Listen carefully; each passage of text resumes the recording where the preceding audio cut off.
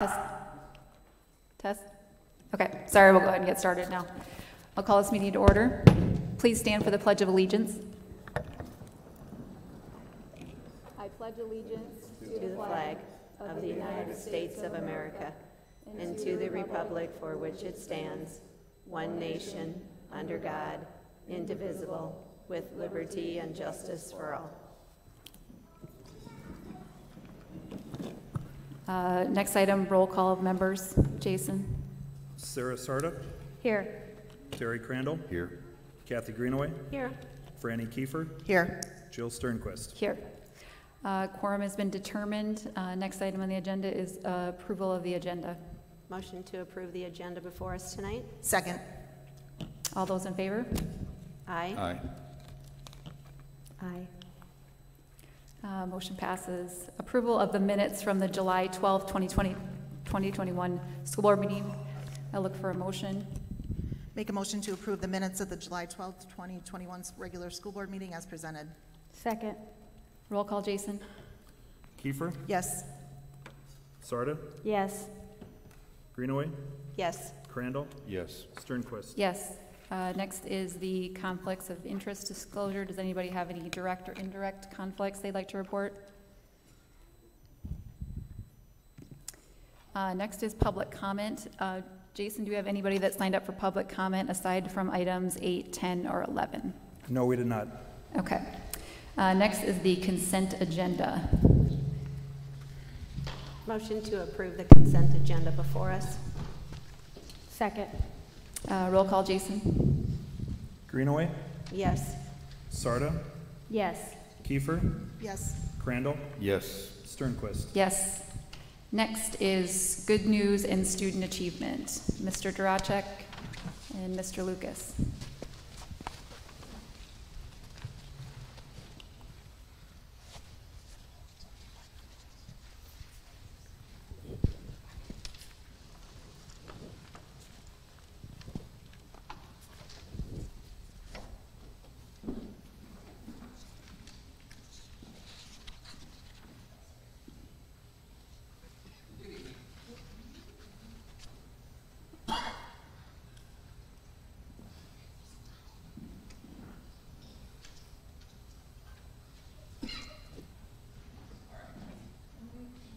Can you hear me now? Okay.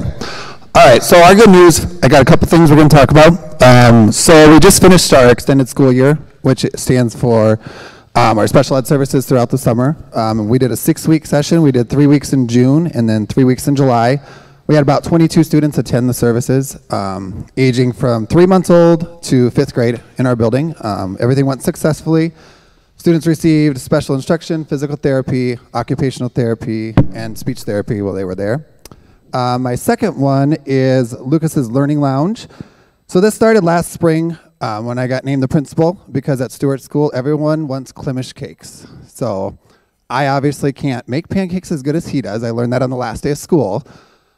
So I had each class pick an item that they would want to maybe work towards for reading or things like that for a challenge. Some of the ideas they came up with were learning with Lucas, licorice with Lucas, leisure time with Lucas, lunch with Lucas, and lollipops with Lucas. So I took that list and kind of finalized the list for each class to vote on. The students don't know what they actually won yet. They just know that it's a triple L is all we told them. So I worked with our PTA, and they agreed and helped me purchase some items for our stage, and I turned our stage into a flexible seating classroom. So we're calling it Lucas's Learning Lounge. So teachers can use it as their classroom. They can use it to send kids down for reading. They can use it for a reward system, different things like that throughout the school year. So that's my good news I have for Stewart School starting out. Any questions?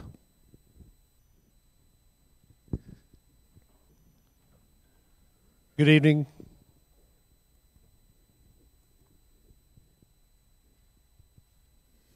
Good evening. Mr. Duracek, principal at Yankton High School. Good news tonight is I want to talk a little bit about our summer credit recovery that happened for 4 weeks from the end of July or end of May to the first week of July. These credits, we worked with students that may have failed a class or didn't earn a credit throughout the year, and they were able to come in and work to earn that credit. Tonight I'm happy to announce that we had 126 credits recovered throughout the summer. And I need to have a big shout out to Mrs. Adam, Mrs. Patty Corton, and Mr. Julie Cook for their time and efforts for working with those students for credit recovery throughout the summer. You know, with our credit recovery, we had quite a few more students that needed some additional help and some additional time to get some credits recovered due to the last year with some of the things that were in place that we had, or their lack of not doing some of the work and so forth. So that was a great entity that we were able to provide, and I'm very, very proud of that, for 126 credits to be recovered. Very, very appreciative of the work from the students and those teachers as well. Tomorrow night, we're kicking things off with our freshman orientation at 6 o'clock. We'll be right here in the lecture hall here, and have freshman orientation. I'll meet with parents in the theater here, and students will go into their homerooms, work with their homeroom teachers, get some things logged in for their computers, and so forth with that. We finish up with seniors on Wednesday and sophomores and juniors on Thursday throughout the day for coming in and picking up schedules, and we're off and running. So that's the good news I have from YHS. Any questions for me? Thank you. Thank you, Mr. D. Next on the agenda is masking. So what we're going to do is anyone that wants to speak can have the opportunity to speak. We are going to limit it to 3 minutes a person. So I'll set my clock alarm, and when you get to about 15 seconds left, I'll just kind of raise my hand. After 3 minutes, I'm going to just tap the gavel and just ask you to be done. So we will have a mic down here and a mic down here. So if anybody wants to start, we'll then make a motion following the speeches. Jill, can I make just a few comments Go ahead. first? Okay, thank you. I just want to thank everybody for attending tonight. I know that you all care about your kids and your grandkids, and we really appreciate the turnout here tonight. We appreciate the feedback that has been sent to the school board or myself, and all of that has been shared with the school board members. And so, you know, in this room tonight, we have family, we have friends, we have neighbors, we have church family. Our children and grandchildren may attend the same school, they may have the same class together, or maybe they even participate in the same activities together. We're all in this together. We're living in the same community and attending the same school district. Please respect each other, respect our school officials, our school board members. Let's set an example and model for our children how to agree and disagree in a manner which is respectful and supporting a decision that is made. And so again, I just want to thank everybody for being here tonight, and for those of you that are going to participate in this discussion. Thank you.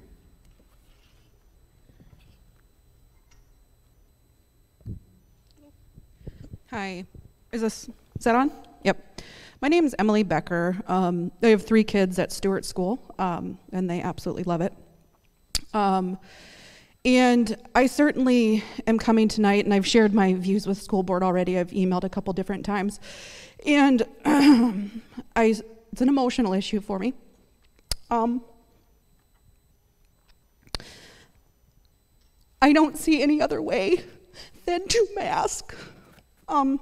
You've got the CDC requirements that say universal masking. You've got the American Pediatric Society that states we need to mask K through 12.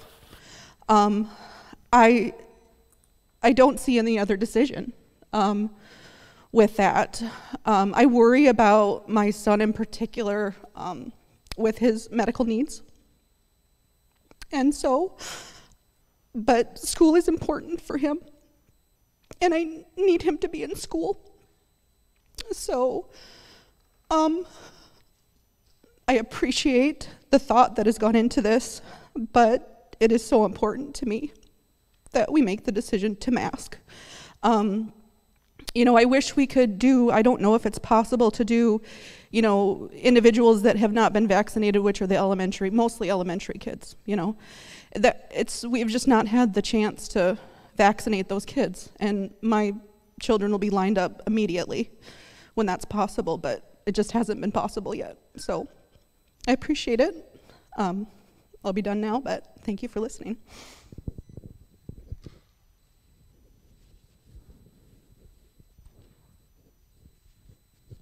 Thank you. My name is Scott Woodmancy. I'm from Yankton.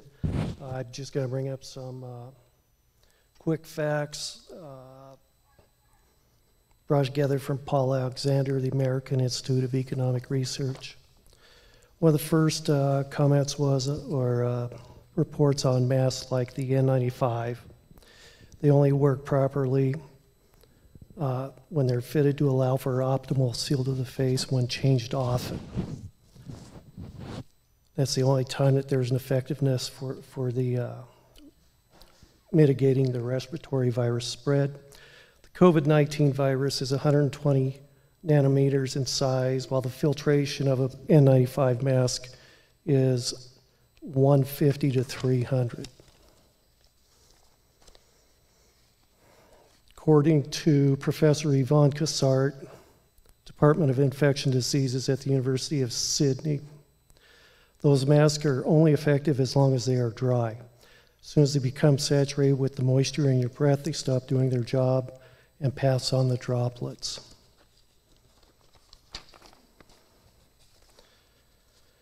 More critical for the mask, children with special needs who are on the autism spectrum, who need to be able to recognize facial expressions as part of their ongoing development.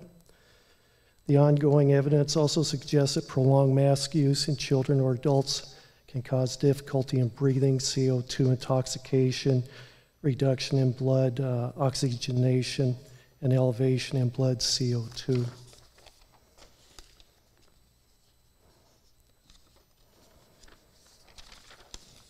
You're doing good, thanks. According to Dr. Roger Coops, who also helped supply information for this, children must be allowed to interface with their natural environments in general, so that their immune systems remain constantly taxed and tuned up, and is optimal for immune system development as well as their cognitive development, particularly in children with special needs such as autism. With that, I'll close out, and I would just ask the board, my honest opinion, I would think it'd be left up to the parents whether or not they mask their children. Thank you.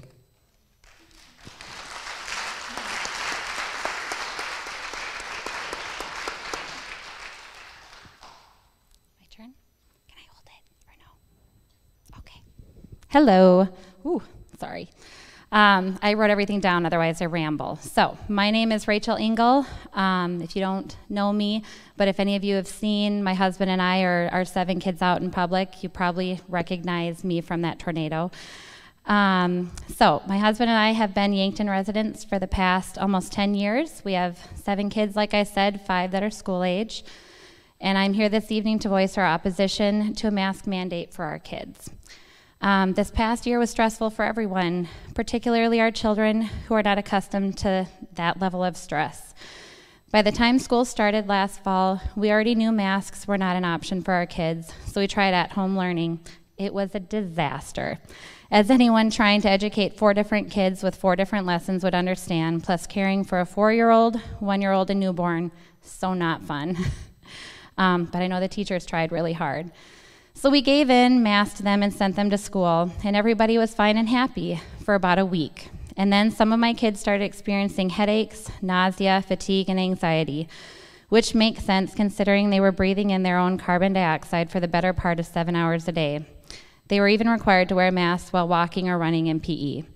I kept thinking the school board would revisit the mask mandate with numbers down and the vaccine readily available, especially by the spring.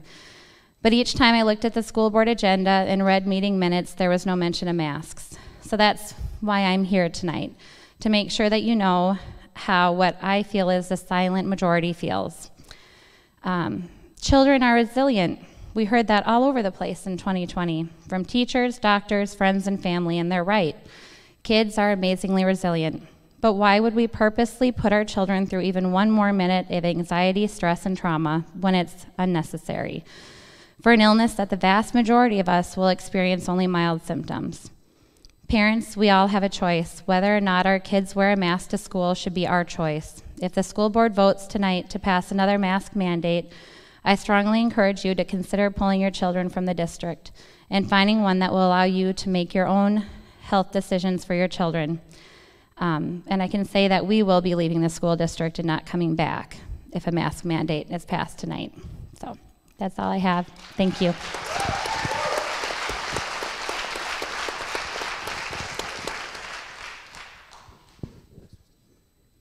You're supposed to hold it? All right. Hi, my name is Jeff Heyer. I have 2 kids that go to school here, both elementary age children. To start off, I'd like to say it does not matter how much you wash a mask. When your kids come home from school, they are disgusting. And what they're breathing in all day is just terrible. That aside, science in the last year and a half plus, we've learned can be whatever you want it to be. There's statistics for either side of the story, but there is a fact, and that's that if we decide to start this school year with masks, that's a bell that can't get unrung. And that sucks, right? Because when you look at it, everybody says masks work. We do social distancing, we do sanitizing, we do hand hygiene, we make sure we take care of our kids, but the masks is the only thing that work. The last gentleman that spoke over here said that, talked about your masks actually filtering things out. Let's be realistic. You're breathing all the air out the sides and in through the sides because the masks are so dang thick you can't breathe through the things. Not to mention the particle sizes and all that scientific stuff that's way over my head. But, again, if we ring this bell now, we cannot unring this bell. There's no chance throughout the school year that we can go without masks. Now, are these things, other things working? Are social distancing working? Is hand sanitizing working? All of these things. Last I checked, there was approximately 10 active cases of COVID in Yankton County. I'm not scared of that. I'm not scared because I'm healthy, my kids are healthy, the majority of this school district is healthy, so we can take the majority rule with minority right as what government oftentimes does and say, hey, majority says I don't want a mask. I can see that by going out in public and seeing that Walmart, less than 10% of people wear masks. Hy-Vee, less than 10% of people wear masks. You go out, you see people having fun, enjoying themselves without masks, and there's not been a significant spike in COVID. So, that said, why don't we give it a shot? If we start seeing ridiculous numbers that are outside the norm, then it's something we can revisit. But again, it's a bell that we cannot unring if we start this school year with masks. My kids, I feel like, are more safe with masks off than wearing those dirty, nasty masks they come home with every day. That's all.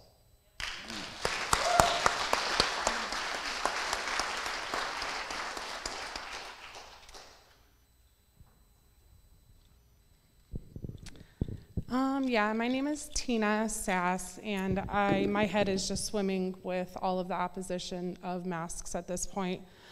Unfortunately, my household isn't like most of yours. I am severely immunocompromised. I have a cardiac condition, plus I have an immunocompromised condition as well. My whole family ended up getting COVID over Christmas. I ended up in the hospital by day 2.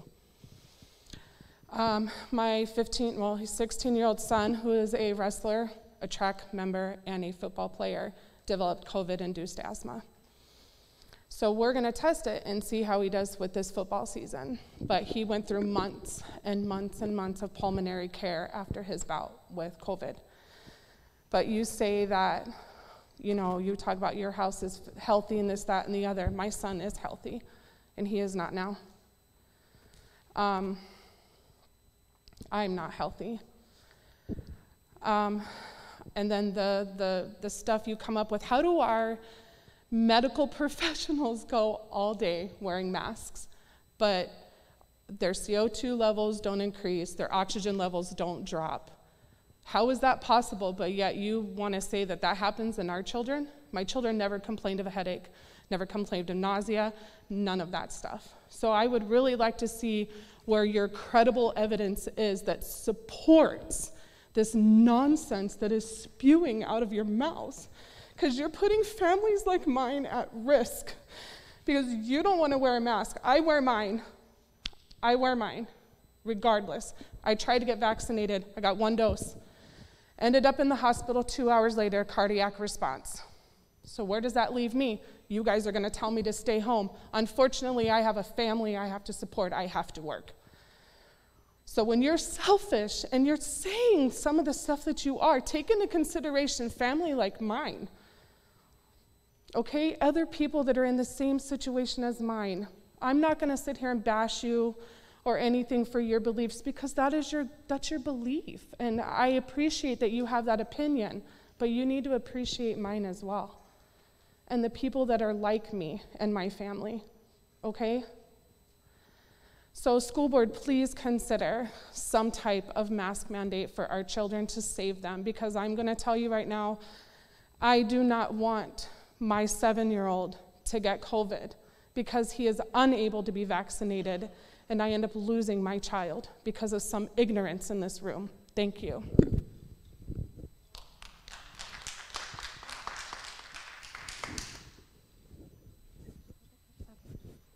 Can you hear me? So my name is Paige Whitney. I have 3 children, 2 of which are enrolled in school. My son is going into 2nd grade, and my daughter is about to start her 1st year of preschool. And I'm here to advocate for them because, like this last speaker pointed out, they are not old enough to be vaccinated yet. My husband and I are vaccinated, and we try our very best to keep them safe, but I cannot protect them in that way yet. The best way that I can protect them is by masking. And it's confusing to me that it's even a question. Like, I think about this past school year where we did have masks mandated. There were multiple protections in place for our children, and it worked. The cases in the schools were very low. Even when there were enormous spikes within the community, our children were relatively safe. And especially with the Delta variant that is surging in other parts of the country right now, where it's 50% like more contagious, and it's more dangerous for children. There are more and more pediatric cases of COVID in the hospital. I keep hearing cases of children 2 weeks old in the hospital with COVID pneumonia. So the fact that we're even considering like loosening up our precautions seems reckless, and I don't know, it just seems kind of stupid when it works. We know that it works. Our children were safe last year, and it doesn't make sense to go back on that. And like one of our first speakers mentioned, the CDC and the American Academy of Pediatrics and the South Dakota State Medical Board have all recommended masks.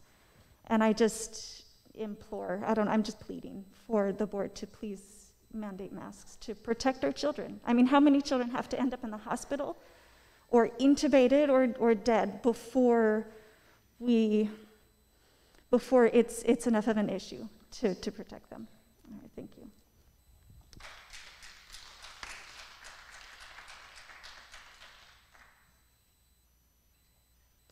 Hello, my name is, I don't think that's on, there we go.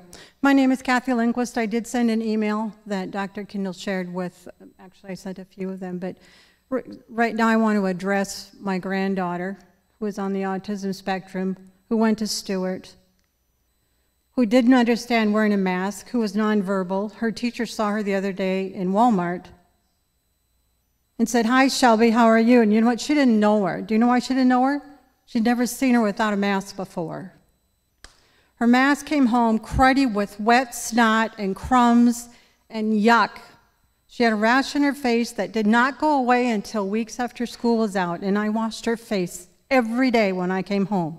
If you want to wear a mask because you believe it protects you, that is your God-given right. Put your mask on.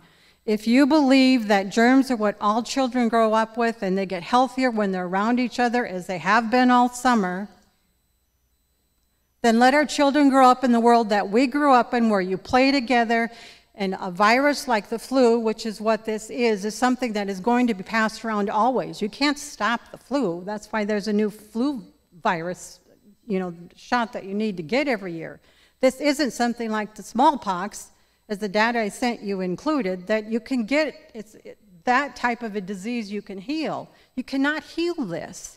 We need to take our vitamin C, our vitamin D, and take our zinc, and if you get in the hospital, the doctors need to treat you with the things that we know work.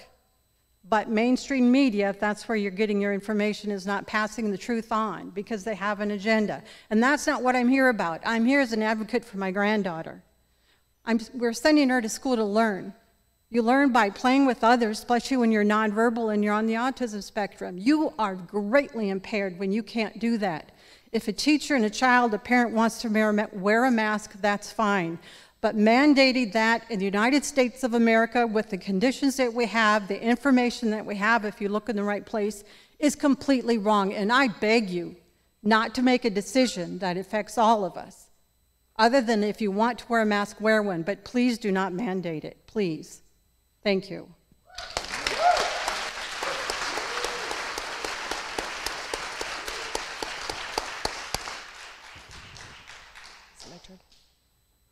Can you hear me? Is it my turn?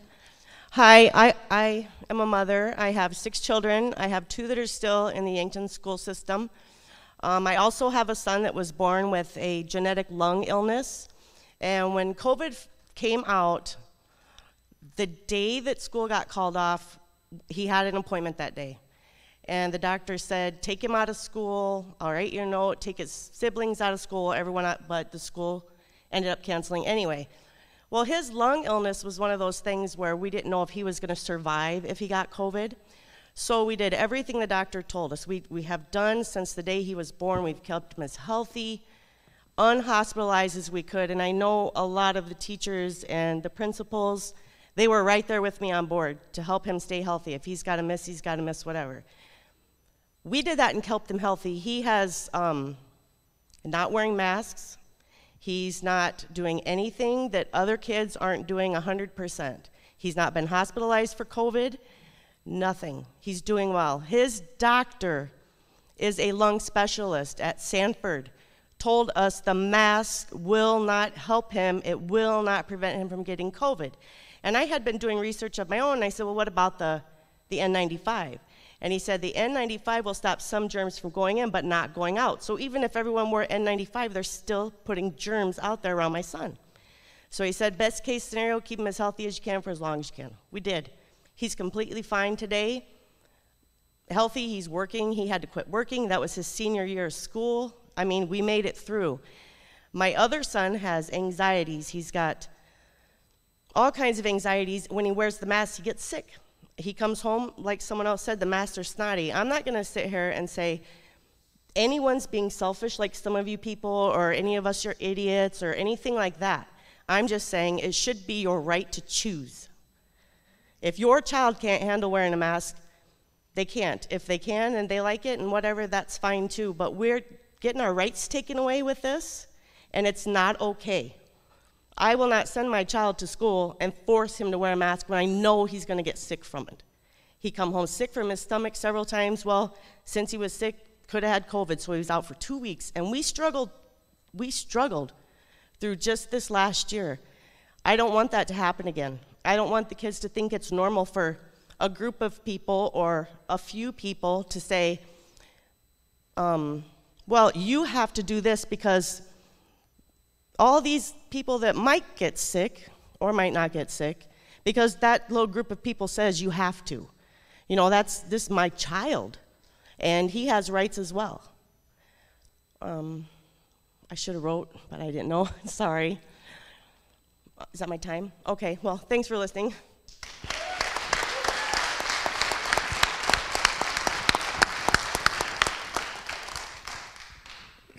Hi, my name's Anthony, and I have 2 children that go to school here.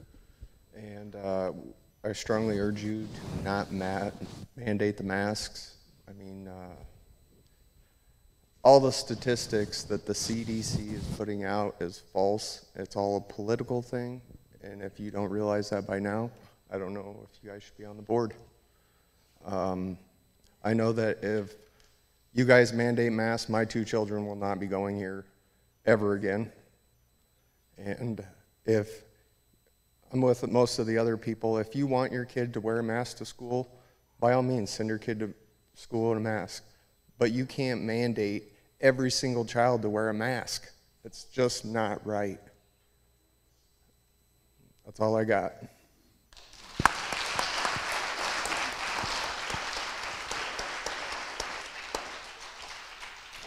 Hi, I'm Michelle Gurney. Most of you probably know my husband, Tyler. We have 7 kids, 6 of them which are in the school district, ranging from preschool all the way to the high school. We had COVID hit 2 of our people. My husband got it, and my 4-week-old baby got it. To say that I was scared, yes. I could have probably had it. I devoted my time to my little one, though, because he was more important. But the fact is that my 4-week-old is now almost 11 months. He is a thriving, healthy little boy, and all of my kids, in the 15 years that I have had kids, I have had a virus go through my house maybe 5 times. We wash our hands, we sanitize everything, we bathe regularly, we clean. That is what is going to stop the virus, not the mask.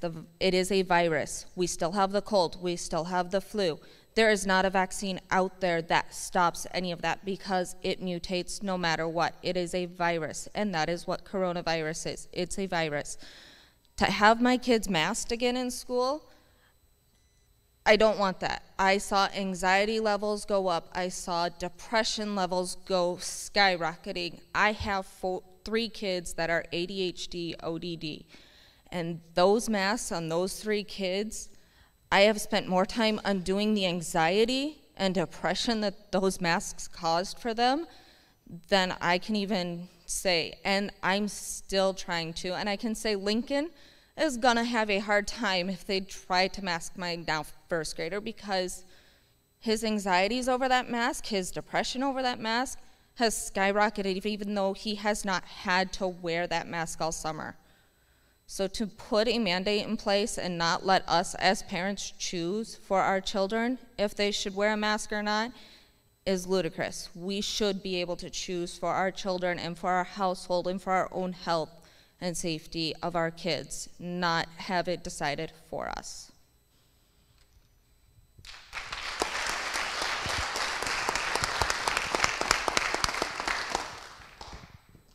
My name is Tammy Uguski, and I would like to thank you, Yankton School Board, for your time and commitment. I am definitely against the masks because viruses are going to come and go, but our loss of freedom is forever.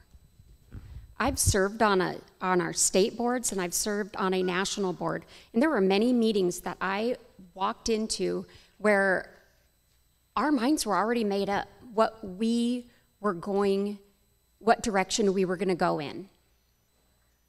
So I'm just saying, if you have walked into this room today with your mind already made up to mask our children, I beg you to reconsider. It's time for us to stand up and protect the children and stop using them as a shield to protect us. Thank you.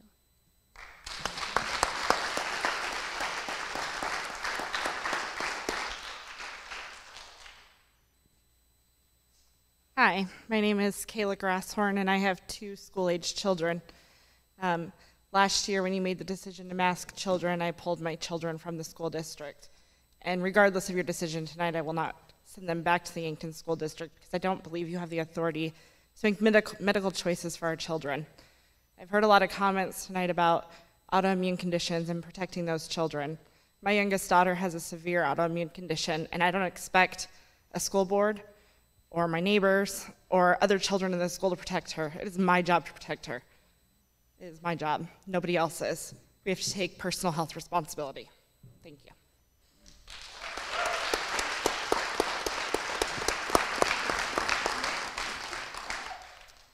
Good evening. My name is Steph Reinhardt. I am a nurse, and I also have an autoimmune condition. I have to mask at work every day for 12 hours a day, and there is not one moment out of that 12-hour day that I cannot wait to get that thing off of my face. People that I take care of cannot recognize who's coming in and out of that room. They can't tell one brown-haired person from another brown-haired person. We are missing faces. I just implore you to allow people to make choices and not mandate. Everyone should have the free will to decide what is best for them and their children, today and every day. Thank you.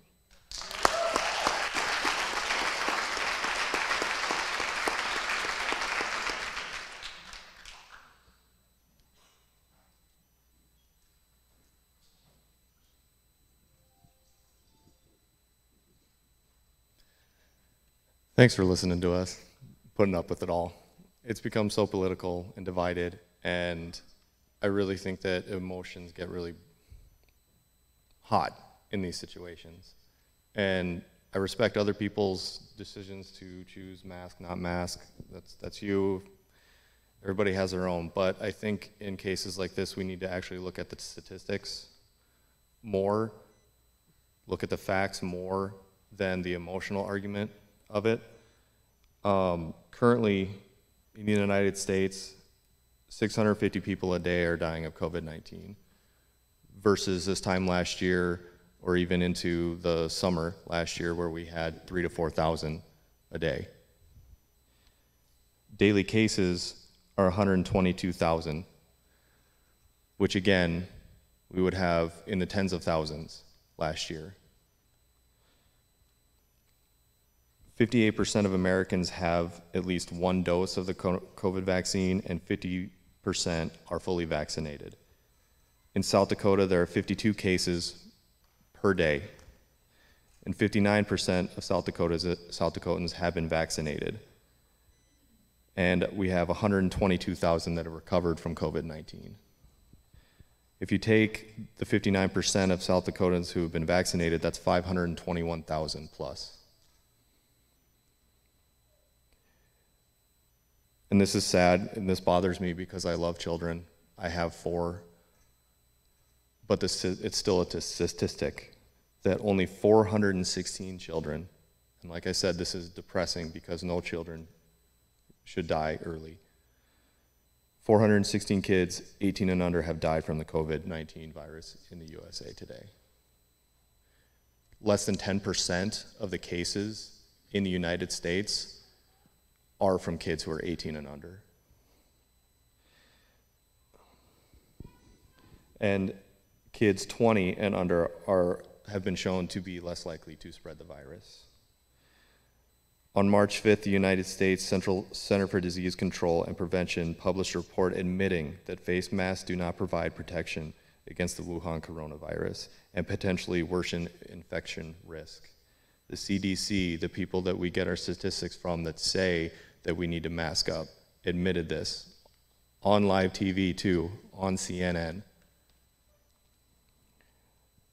The study was authored by more than a dozen medical doctors, PhD researchers, and attorneys, and the research found that wearing a mask or not wearing a mask produced roughly the same outcome in terms of the number of cases and deaths blamed on the virus, within 1.3%.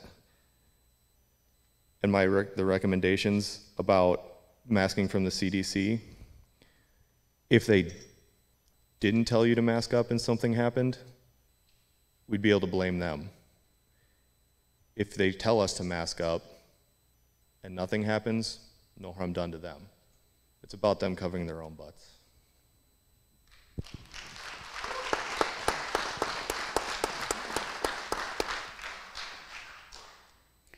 I'm Cassie Peets. I'm a teacher at Yankton High School, and we made it through last year with masks. It was a challenge at times, and I will definitely say that I have zero desire to go into this school year wearing masks again, but It's not about my desire, it's about my students' health and their safety. It's also about the health and safety of my family. Not everybody in my household can be vaccinated. My 8-year-old is not old enough to be vaccinated. He wants to be, but that group is not approved yet. And I want to keep him safe. I know of families that the husband and wife contracted the Delta variant of COVID-19 just about a week ago, and they were not very sick. Both of them were fully vaccinated. They didn't struggle with it at all. Their 2 children had a very rough go of it because they were not old enough to be vaccinated.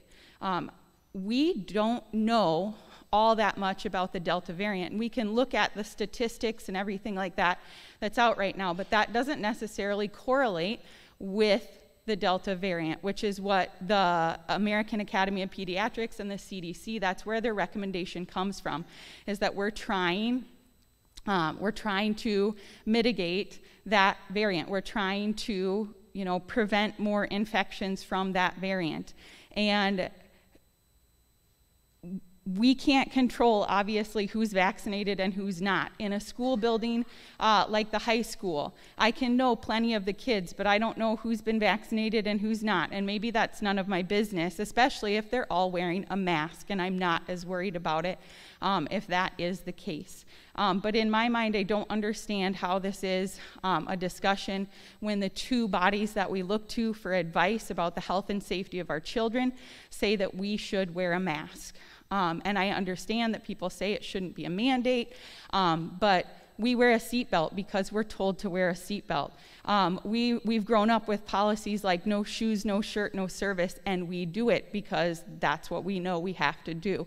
I don't see how this is any different. Thank you.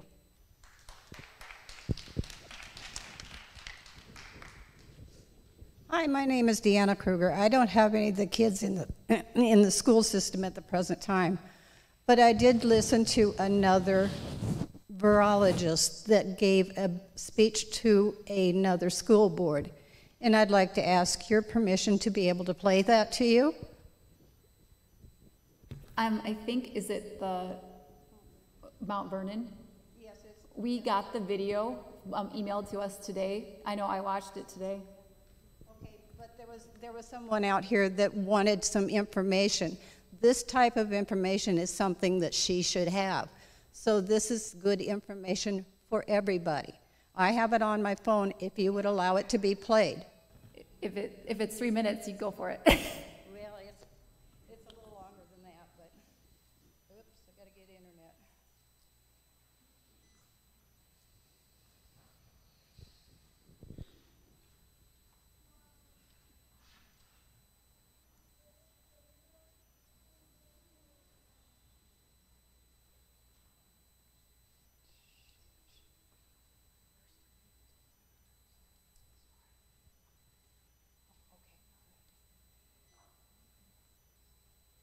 Okay, phone's being funky. Hang on. Can you put it on the screen? Would that be faster? I don't know if I can put it on screen or not here. No. Do you guys have the access to the screen, or do we? 5777 West 7 North McCourtsville, Indiana. To address your comment, geez, it's hard to believe we're 18 months into this and still having a problem, and I would suggest the reason we still have a problem is because we're doing things that are not useful, and we're getting our sources of information from the Indiana State Board of Health and the CDC, who actually don't bother to read science before they do this. I'm actually a functional family medicine physician. That means I am specially trained in immunology and inflammation regulation, and everything being recommended by the CDC and the State Board of Health is actually contrary to all the rules of science. So things you should know about coronavirus and all other respiratory viruses: they are spread by aerosol particles, which are small enough to go through every mask. By the way, the literature that supports all of that is in a flash drive that we presented to you. It's been given to the secretary. As a matter of fact, it quotes at least 3 studies sponsored by the NIH to that exact fact, even though the CDC and the NIH have chosen to ignore the very science that they paid to have done. That is why you keep struggling with this, is because you cannot make these viruses go away. The natural history of all respiratory viruses is that they circulate all year long, waiting for the immune system to get sick through the winter, or become deranged, as has happened recently with these vaccines, and then they cause symptomatic disease. Because they cannot be filtered out and they have animal reservoirs, and this is a very important point, no one can make this virus go away. The CDC has managed to convince everybody that we can handle this like we did smallpox, where we could make a virus go away. Smallpox had no animal reservoirs. The only thing it learned to infect was humans. That's why we were able to make that virus go away. That will not happen with this any more than it will with influenza, the common cold, respiratory syncytial virus, adenoviral respiratory syndromes, or anything else that has animal reservoirs. So the reason you can't do this is because you're trying to do something which has already been tried and can't be done. Equally important is that vaccination changes none of this, especially with this vaccine. And I would hope this board would start asking itself, before it considers taking the advice of the CDC, the NIH, and the State Board of Health, why we are doing things about this that we didn't do for the common cold, influenza, or respiratory syncytial virus. And then ask yourself, why is a vaccine that is supposedly so effective having a breakout in the middle of the summer when respiratory viral syndromes don't do that? And to help you understand that, you need to know the condition that is called antibody-mediated viral enhancement. That is a condition done when vaccines work wrong, as they did in every coronavirus study done in animals on coronaviruses after the SARS outbreak, and done in respiratory syncytial virus, where a vaccine used in a vulnerable individual done the wrong way, which cannot be done right for a respiratory virus which has a very low pathogenicity rate, causes the immune system to actually fight the virus wrong and let the virus become worse than it would with native infection. And that is why you are seeing an outbreak right now. In fact, in that flash drive you're going to have coming to you and in the emails with 6 Extra will be a study showing that 75% of people who had COVID-19 positive symptom cases in Barnstable, Massachusetts outbreak were fully vaccinated. Therefore, there is no reason for treating any person vaccinated any differently than any person unvaccinated. You should also know that no vaccine, even the ones I support and would give to myself and my children, ever stops infection. In 2014, there was outbreak of mumps in the National Hockey League. The only people who came down the symptoms were the people who were unvaccinated or unknown vaccine status. Boy, that sounds like a great argument for vaccines. But a question that you should ask yourself, knowing that half of the people who came down with symptomatic disease had no contact with an unvaccinated or unknown vaccine status individual, where did they get the disease? And the answer was from the vaccinated individuals. No vaccine prevents you from getting infection. You get infected, you shed pathogen. This is especially true of viral respiratory pathogens. You just don't get symptomatic from it. So you cannot stop spread. You cannot make these numbers that you've planned on get better by doing any of the things you're doing, because that is the nature of viral respiratory pathogens. And you can't prevent it with a vaccine because they don't do the very thing you're wanting them to do. And you will be chasing this the remainder of your life until you recognize that the Center for Disease Control and the Indiana State Board of Health are giving you very bad scientific guidance. And instead, read the articles that are going to come on the email and are on this flash drive, and listen to the people in this audience here tonight who actually have recognized the advice they are getting from the CDC and the NIH is counterfactual. And that's why you're still fighting this with this vaccine that supposedly was going to make all of this go away, but has suddenly managed to make an outbreak of COVID-19 develop in the middle of the summer when vitamin D levels are at their highest. By the way, the other thing that would be necessary for any vaccine restriction to be considered is if there were no other treatment available.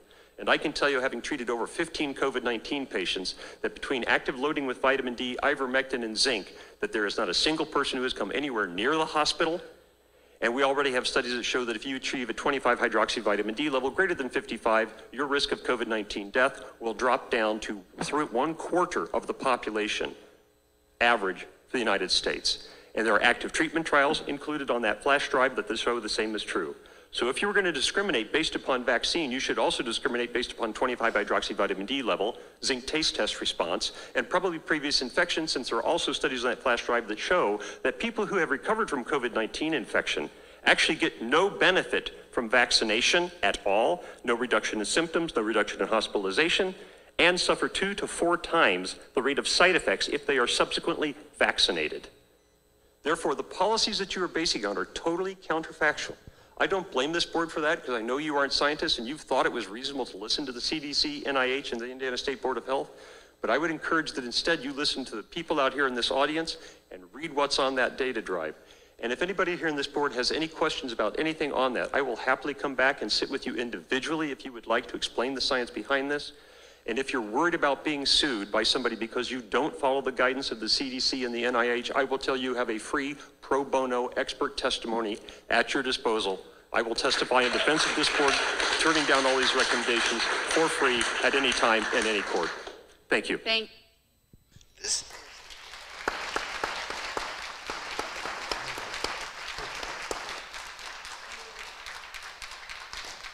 I also think that my entire family had COVID before anybody knew what it was. After my mom's funeral, 11 of us got really, really sick. But we fought it off with over-the-counter drugs, and it has been proven that anybody that has already had it, whether they knew it or not, are immune to it now. It is a form of the flu, just as this virologist just told you. So kind of chill a little.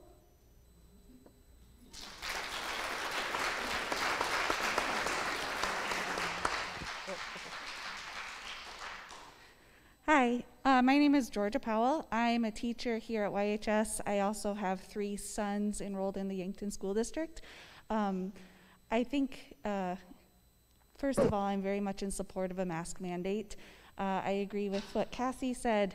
I certainly don't love wearing a mask, and I know a lot of people feel that way, but at the same time, I think that we were very fortunate last year. I know that we went into the last school year feeling a little bit scared, unsure of what the school year looked like, if we were going to have to go remote again and suddenly have everyone out of the buildings.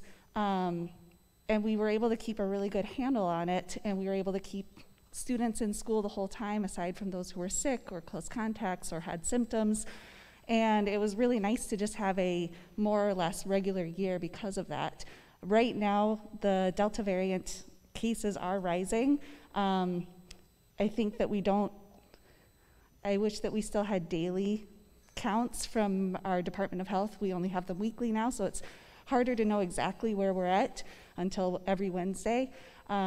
But I have seen that our cases are going up, even if it is small now, once we're back in a building with, I looked at my class list. I think my largest class has 25 kids, and it varies from 20 to 25 in a very small classroom. And so the thought of having a bunch of people without masks, having that chance of transmitting that virus, because a lot of people don't realize it, makes me a little nervous. On top of that, my kids are all under the age of 12, so none of them can be vaccinated.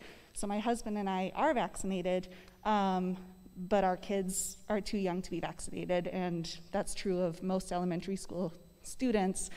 So I think that a mask mandate makes sense. I think whether we like wearing masks or not, we made it through an entire school year wearing them.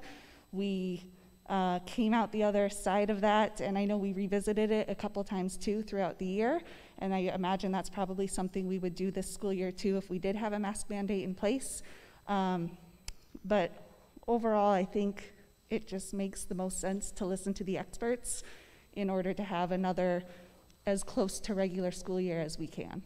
One last thing, I don't think I'm overstepping, but I think my long-term sub emailed you as well, and she mentioned that she usually subs in about 5 school districts, but currently she only wants to sub in Yankton because, or last school year, because we had a mask mandate. I don't know how many other people feel that way, but I do think that's something to consider, that we don't want to lose out on subs just because we don't have a mask mandate. And I'm sure people could argue the other side as well, but I think it's important to note that there are people who want to be able to sub in our school district because they know that we're taking precautions. Thank you.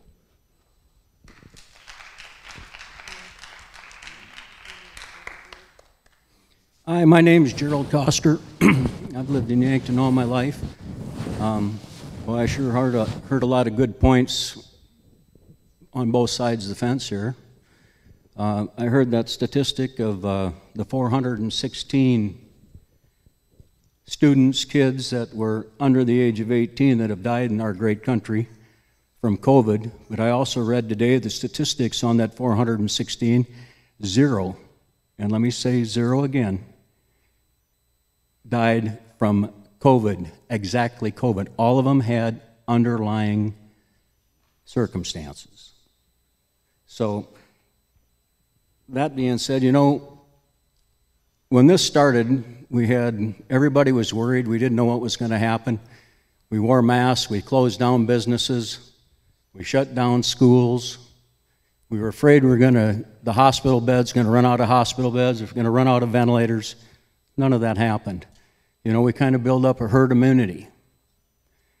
And that being said, I just don't think we need to wear masks. And if a teacher wants to wear a mask, God bless them, let them wear a mask. If a bus driver wants to wear a mask, God bless them, let them wear a mask. But please, don't make these kids wear masks.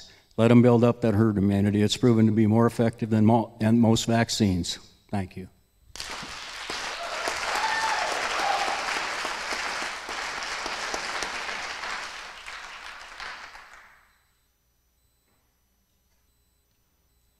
Hello, my name is Amanda Johnson. I'm a resident of Yankton County. I was in this school district growing up. I have a young child in this school district.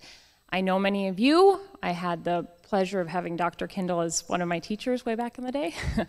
And I'm here tonight to ask the school board, to encourage the school board to leave the choice to mask or not mask up to the parents and the students. There's so much information out there, and we all are here with the same goal in mind. We want to keep our kids healthy and safe. That's the priority here. We all just are not going to agree on the means by which to do so, and that's okay, and that's understandable. But we have the past year to reflect on. We're a year and a half in this, and there's so much to say, there's so much information. But what we do know is when we look back at last year with the mask mandate, those kids were in school with masks on, and the minute the bell rang, they were out of school, the masks were off, they were hopping in the same cars, they were going to the same parties, they were in sports together, they were hanging out socially. That's the real life, that's reality. And we've seen them all summer, not socially distanced, not in masks, and we haven't had any issues. And last year, throughout the school year with the mask mandate, we saw the same thing. And so I think, you know, of course, as a school board, in times like these, you are going to take recommendations from the CDC. You are going to have a health advisory board. Of course you are. And you're going to take that into consideration and take recommendations. But we all also have to step back and use truly just a little common sense and see if those measures are being counteracted, if they're helping or if they're hurting. And it is time, a year and a half in, to say we need to let people make their own health choices. And no one is here because they want their kids to be sick, or they want their kids to catch COVID, or they want people to die. We are all here to keep our kids safe and healthy. But that does not look the same for everyone, and we need to respect that. And I hope that the school board leaves that choice to the parents and students, because we all have the same goal in mind. There's so much more to say on that, but I'm very hopeful more parents will speak up. I talk to a lot of people. I'm a talker, and I hear everyone say the same thing. This is pointless. Why are we doing this? And we understand you want to do something, but there is a silent majority, and I really am hopeful more people get involved when it starts becoming mandates with their kids' health, because we all have to be active participants when it comes to our children. So again, we all have differences. We do not see eye to eye on this. A lot of people don't, but we have to be respectful, and we have to leave the choice to the parents. So I strongly encourage the school board to do that tonight. Thank you for your time. And one last thing, I did submit pictures of my child's mask. He was masked last year in school. He was 5 and 6 last year. And the reality of what a mask looks like at the end of the day for a small child it's sobering. I mean, go to school with clean masks all day long, and a wild child, which that's what kids are, they're wild and their masks are wet and filthy. That's what you end up with at the end of the day, and that's not keeping them healthy. So I think we really need to look at the reality of how this all plays out and make recommendations based on that. So thank you very much for your time.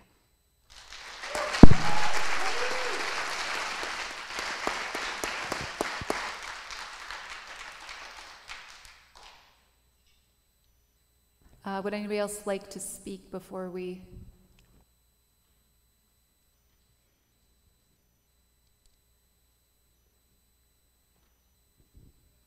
Hello. Thank you for hearing all of us here today. My name is Phyllis Yeager. I've been a Yanktonian my entire life. I'm not going to tell you how old I am. I have grandchildren in the school system. I'm very proud of our school system. There are a lot of unknowns. There are a lot of good arguments, both sides. I can understand both sides. I think bottom line is the job of our school system is to educate our children. The job of our medical system is to give the good advice. The job of us parents are to protect our children, to do whatever we see necessary to do. I do not believe anything should be mandated when it comes to the medical protection or health of our children, because your job is to do education, not medicine. That's all I got to say.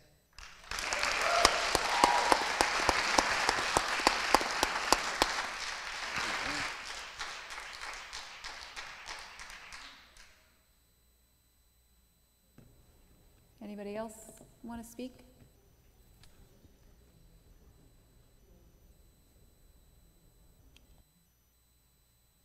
Hello. Hello, my name is Lisa Hageman. I live here actually in Mission Hill, so. But we chose Yankton School District. We're kind of in a no man's land, and I'm very happy with the education my kids are getting in Yankton. I do have to ask myself when it comes to the mask mandates. The previous commenter had commented on the filth of the masks at the end of the day. It is startling. Other questions I had wondered about is, what is the end game? The CDC keeps mandating these masks, but they really don't have true authority, which is why we're here today. So we do have that free will of choice. We still are America. And I want to say that it is a single-stranded RNA virus, this COVID-19 is. So is influenza. It's a single-stranded RNA virus. The biggest thing with RNA viruses is they mutate. They mutate rapidly, and no matter how far ahead we get with vaccines, we're always a year behind. Look at influenza. Started in 1918, they had the big outbreak. We've been working on vaccines for over 100 years. We still get it wrong.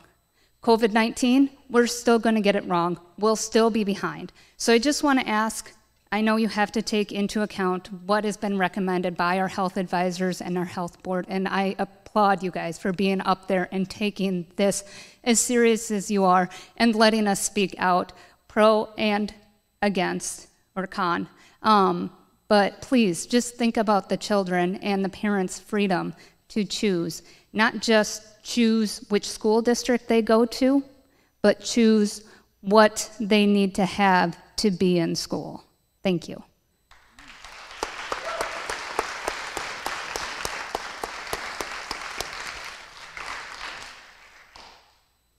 Hi, my name is Leah, and I have kids in the school systems. If masks work, if social distancing works, why are we still discussing this a year and a half later? 15 days to flatten the curve did nothing. Canada just won a lawsuit because COVID has never been isolated, and they can't even prove it exists. If it's never been isolated, how can there even be a variant? PCR tests are false. COVID deaths and cases were only 6% of what they said they were. Hospitals were financially influenced to call everything COVID. The only reason there were low cases in the school system is because kids don't get COVID. Just like the flu, it affects the elderly and people with comorbidities. An even bigger issue is the injections that are attempting to be injected into every American child down to the age of 5 in the school system without parental consent. Kids have 0% chance of dying from COVID. That injection is all risk and no benefit. We have constitutional rights. We have the Nuremberg codes. You can't experiment on people, let alone children. We have OSHA regulations with air quality monitors showing alarms go off in seconds for unsafe conditions. Why are we ignoring all of that to listen to CDC recommendations and guidelines? CDC, HHS are not elected, and they don't write laws. Thank you.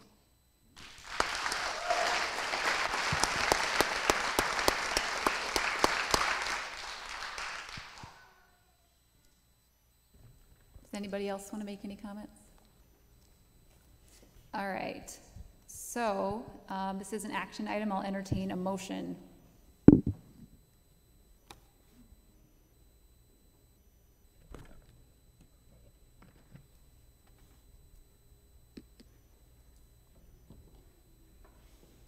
I don't think we can just avoid it.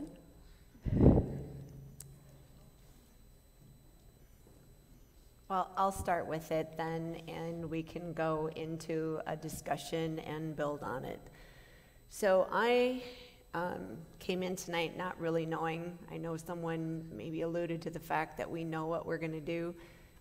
This is a tough one to be able to really wrap around and be convicted with it. So thank you for stepping forward tonight and sharing your story, sharing your position, being respectful for it.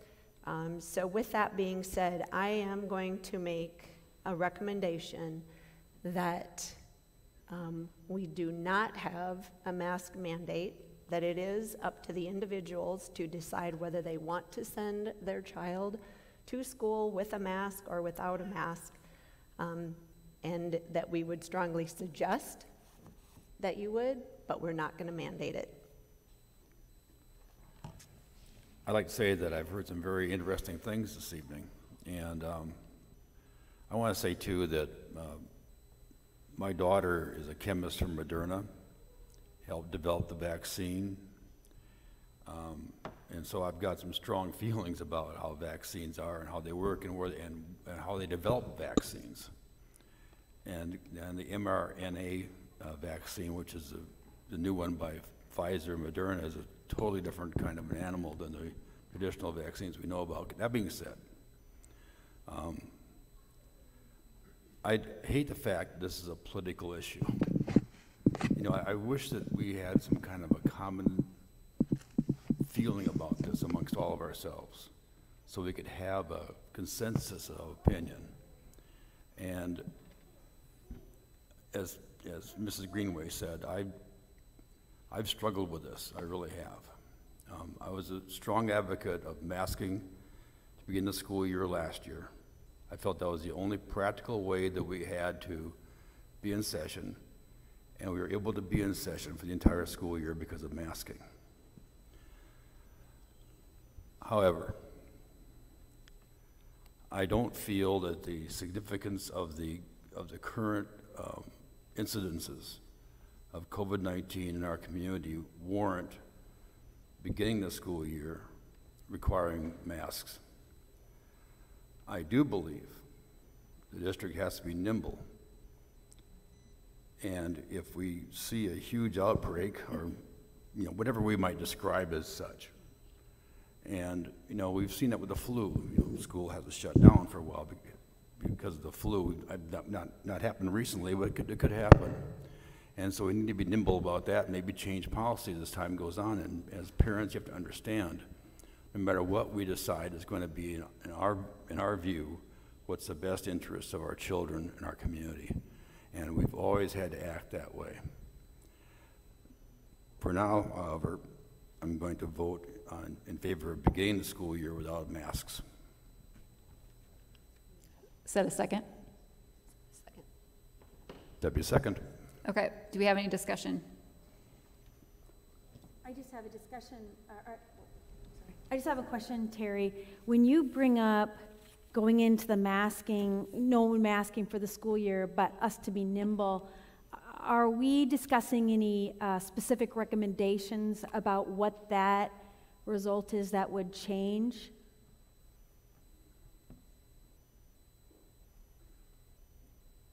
I think she's asking you.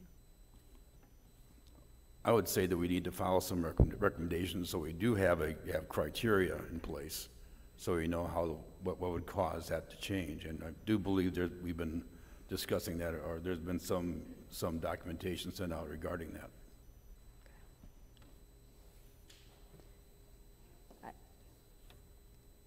I again want to thank everybody for coming too. I really don't think any of us came in to here with a clear, I wish I had a clear, strong feeling about this decision. I totally get the freedom of choice. I have a senior. She's going to go into her 3rd year of high school, 3 out of 4, that has restrictions. I certainly don't want that for her, but on the other hand, I don't want to be arrogant enough to dismiss what experts are saying either way. And so that is truly my dilemma, and I'm interested in, if we are leaning as a board toward no mask mandate, I would like for us to be very honest and open to all our parents about what the threshold would be that we would reconsider going into some sort of a mandate. And I guess the other issue that I just can't shake too is, I agree, I'm an adult, I get to choose mask, I get to choose vaccine, but these children under 12 they don't even have an option. Parents don't even have an option for their child if that's what they want. So that complicates it for me too. But anyway, back to my point, I would feel much more comfortable if we were going to go into a situation where we aren't going to mandate masks or recommend masks, that we would know very clearly what it would take with parameters in our community that would then make another decision for us. Yeah, I will echo, everything that my fellow board members have said. I have no idea going in yet. I thank everyone for what they've said. I thank everyone for the emails they've sent. I thought last year was hard, but this is, a difficult one. Ultimately, what I want to keep students healthy, and I want to keep them in school, and I want to take in their physical and their mental health. The decision I would make for my own children is probably different than what I would make for the entire school district. I can't just think personally, I have to think of the greater picture. 3 things that kind of are driving me. The Healthcare Advisory Board, I take their recommendations very seriously. I also appreciate the administrators' input and feedback. They have a pulse on the buildings and the schools and the staff. And the other thing I continually look at, or have been looking at, is the low infection rate right now. So as of right now, I would support starting with no mask requirement, but I want to be very clear that when or if numbers start to increase, I would be in favor of definitely reevaluating that or changing it. So I just want to make clear that what is decided tonight may not be the entire school year. But I would be hopeful that it would, but we can kind of see how that plays out. So those are my thoughts, but I would also support Sarah, what she was saying. I think we need to come up with some guidelines just so we're prepared and everyone's on the same page.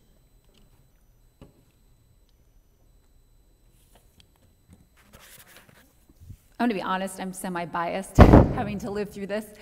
I kind of feel like we believe the experts and we follow the recommendations. But I understand where you guys are at, and I'm tired of it too. So,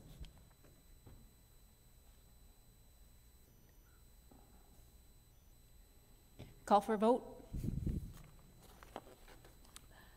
I'm going to read back the motion before, just to make sure I have this recorded correctly. So I have a motion from Greenaway, second by Crandall, to not have a mask mandate, but to leave it up to individuals, but highly recommend masks in school to start the school year. Does that accurately capture the context of your motion? Do we want to have something in there as far as like significance of spread would trigger us to reevaluate or something? Yes, I think we do. Yes. I would favor a trigger motion, a trigger part of the motion somehow, just a note to people are aware of the fact that when we say no masks this evening, which it sounds like we're going to say that this is not set in stone. This might be something we may have to change depending upon the level of community infection. I totally would agree to have that flexibility to revisit it, but I don't know that I would be comfortable with the parameter of saying X percent and then we're just going to flip over and do a mask mandate. I certainly would take a look at the recommendations and the numbers for us to come back and have another discussion for it. That's what I think. I mean, I think we should have something where we say we're going to revisit it, not that we automatically trigger a mandate either. Yeah. I would support that verbiage. I think the health board at least had discussed that if we got to a significant county, Yankton County spread, that would be, you know, trigger to at least revisit it. Is it a Yankton County spread, or would we be looking at the cases that we have in school? Because weren't we on high status as a county, but yet the school was, you know, we didn't really see that impact, community spread, versus we didn't really have that in the school with the low number of cases we had last year. And my only other thought would be is, you know, if we have one school that has a large outbreak, does that mean all schools then go to it, or does the one school, I mean, that'll just be a consideration. I think it just means that this is for parents who are thinking we are just gonna do nothing no matter what.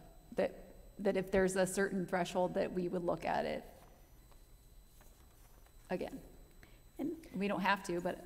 And the community spread might be the one, you know, if it's elevated or they look at it, and then the discussion needs to be is how is that affecting the schools? But if that needs to be the threshold that gets us to start talking again, I'm fine with that. Because as I understand, we're in a moderate spread now? We are. We are, okay. And then I think some of the recommendation I've heard is that we would meet a criteria of substantial spread. Correct. Is that correct? Okay. And I'm just thinking, and when I discuss that, I mean that in terms of the county. I'm not saying specific of schools or whatever. I don't think that I mean, we track the numbers obviously in school, but we don't have, like the county has a level of spread that moves it to substantial. Okay. And I think back to your point, Kathy, having that fluxibility of if it's substantial in Yankton County, still assessing what it looks like in our buildings and having that gray area as well. We just need to be nimble so we can make a decision, you know, in a certain period of time as required by law as far as our meeting announcement. So was that 3 days, three working days? How soon before a meeting that to make the 24 hours. 24 hours, so we can be very nimble in terms of, you know, deciding if we're gonna have a meeting and making an announcement so the school board can, given the proper information, can make that decision at that time. Okay, so do you want to read your motion one more time just so we have it clear? Yes, so I'm back to the original motion on the table. Motion by Greenaway, second by Crandall, to not have a mask mandate, leaving the choice up to individuals, but highly recommend masks in school to start the year. So do you want me to amend it then so that it's what Jason said with the flexibility of revisiting if the community spread level gets to substantial? That sounds good. I don't think so. I think we should leave the motion as it is, and it just says begin the school year. And I think that allows us the flexibility to do that without having some kind of a criteria of some kind. It might be good for the community, but not so good for our schools or whatever. So I'd say let's just kind of be nimble in that sense and just say no masking beginning the school year and leave it at that for the time being. Is there anything preventing you from being able to call a meeting about it if the community? No, we just have to have 24-hour notice so that it goes in the paper so that people know, because it has to be published, but that's about it. So, yep. You don't really need the motion because you could just, there's nothing stopping you. Correct. You're correct. I mean, just more of us, like if there's something going to trigger it. But you're right. I think it's fine if you leave it the way it is. I mean, we could always decide we need to do it at some point. Okay, so then no amendment to my motion then, and it is as Jason read. To me, it's just important that that's well understood, that if things change within their community, obviously the vote could change too based on that. I mean, I think we all look at it right now and think, well, you know, is it really worth it with what we're dealing with right now? But the issue is not today, it is what could be the possible forecast or another variant. And I just think, as has been talked about, we need to be as nimble as possible on that. I don't want to spread a message that we're going through the year and it's just a done deal. Can I? You can call the vote.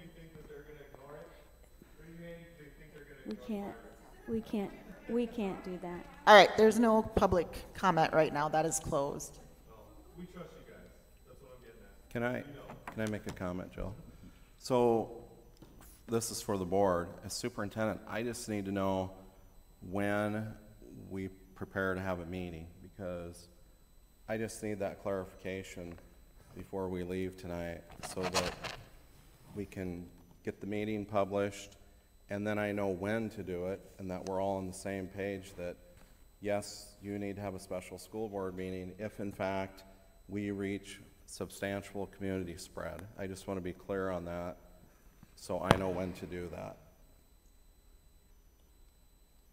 And is that what I heard the board say? I'm not sure that I understand. Like, you want to know that if it switches to substantial community spread, you want to have a meeting within 2 days, or?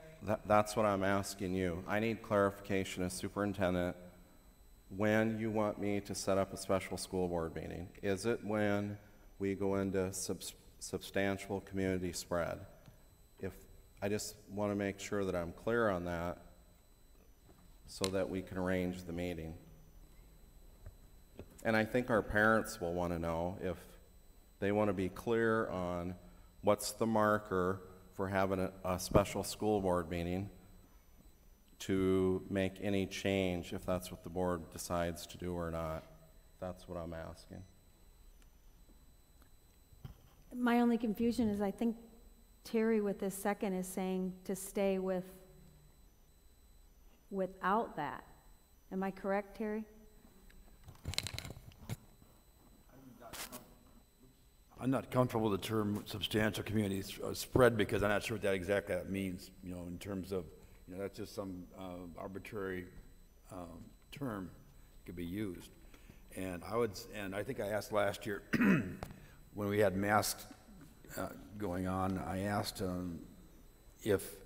how do we know if we need to call off school because we have so many cases showing up in the school? And the answer that I heard was, we'll know when we know. And I know that's pretty vague, but I wonder if that's, I hate to put that in a motion because that sounds really stupid, but it kind of will be an idea. We'll have a pretty good idea if we need to go into masking, I think, or not. I imagine, I don't know.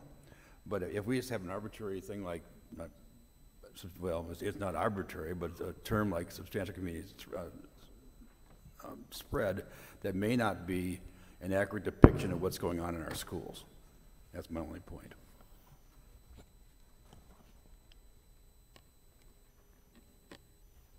Okay, so the motion and second stands as far as now?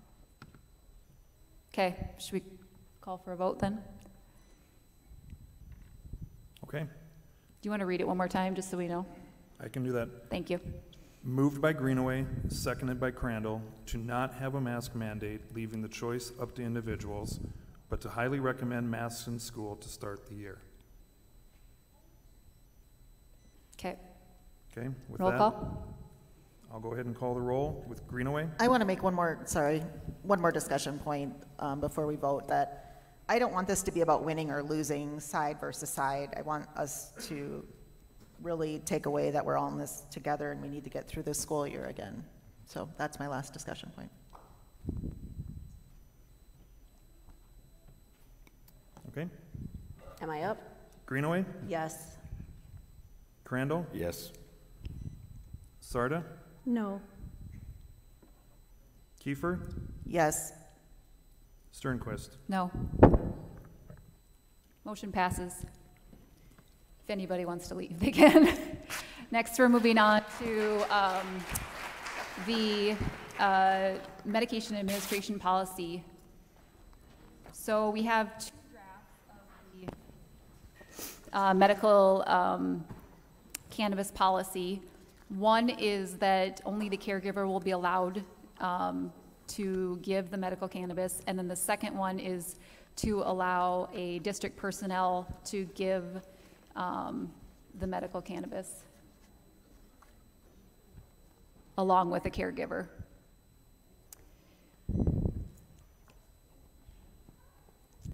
Do you have any comments? No. Our lawyer, Sheila Woodward, is here. She did the work on this.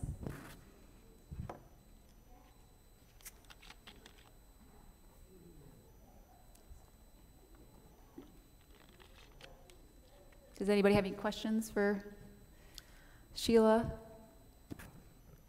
This is an action item, so we do need to make a motion on either of the options.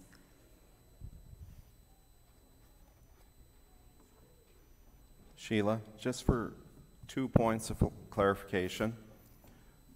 One is that if the school board chooses the caregiver and school personnel choice, I just want to be clear that we cannot make a school employee administer the cannabis. Is that correct? That's correct, Dr. Kendall. Okay. And then secondly, we have to do one or the other because an option is not to have this at all, this option in school. It's really not an option, what with the passage of the medical marijuana amendment. This policy is based on the recommended guidelines from the South Dakota Department of Education. So something does need to be done regarding this policy. It's one or the other presented tonight. Okay, thank you. Okay. Would anybody like to make a motion? I'll start, and I'll make the motion that we accept the cannabis policy for the caregiver only to be part of our policy for the medication administration policy. Second. Do we have any discussion? I think for me personally, I'm starting out with just the caregiver only, just because in my mind, I don't have any idea of what that's gonna look like. 100 students, 2 students, no students. And so again, I'm coming back to whoever that caregiver is, needs to be able to administer that medication.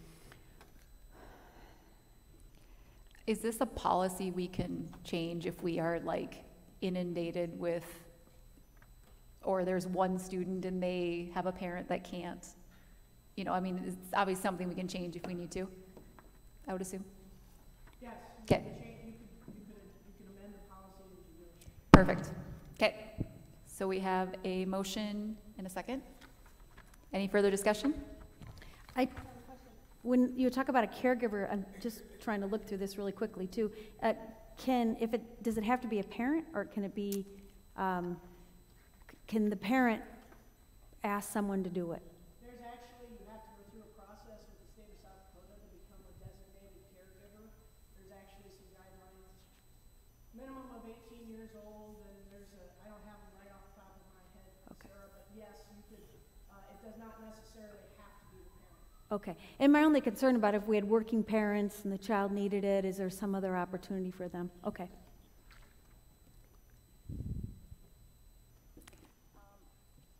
Any other discussion? Just final, that is the reason why I just wanted to start here with the caregiver. I think just for us to get a handle on it and look to see how it is, but would, certainly be flexible that, I certainly don't want parents to have to leave work and come a couple times a day, or how, I don't know how it's gonna be, but I think it's their responsibility in the beginning as that caregiver, and let's start there. Okay. Any further discussion? Roll call, Jason. Greenaway? Yes. Kiefer? Yes. Crandall? Yes. Sarda? Yes. Sternquist? Yes. Next is our return to school plan. So this is a discussion item.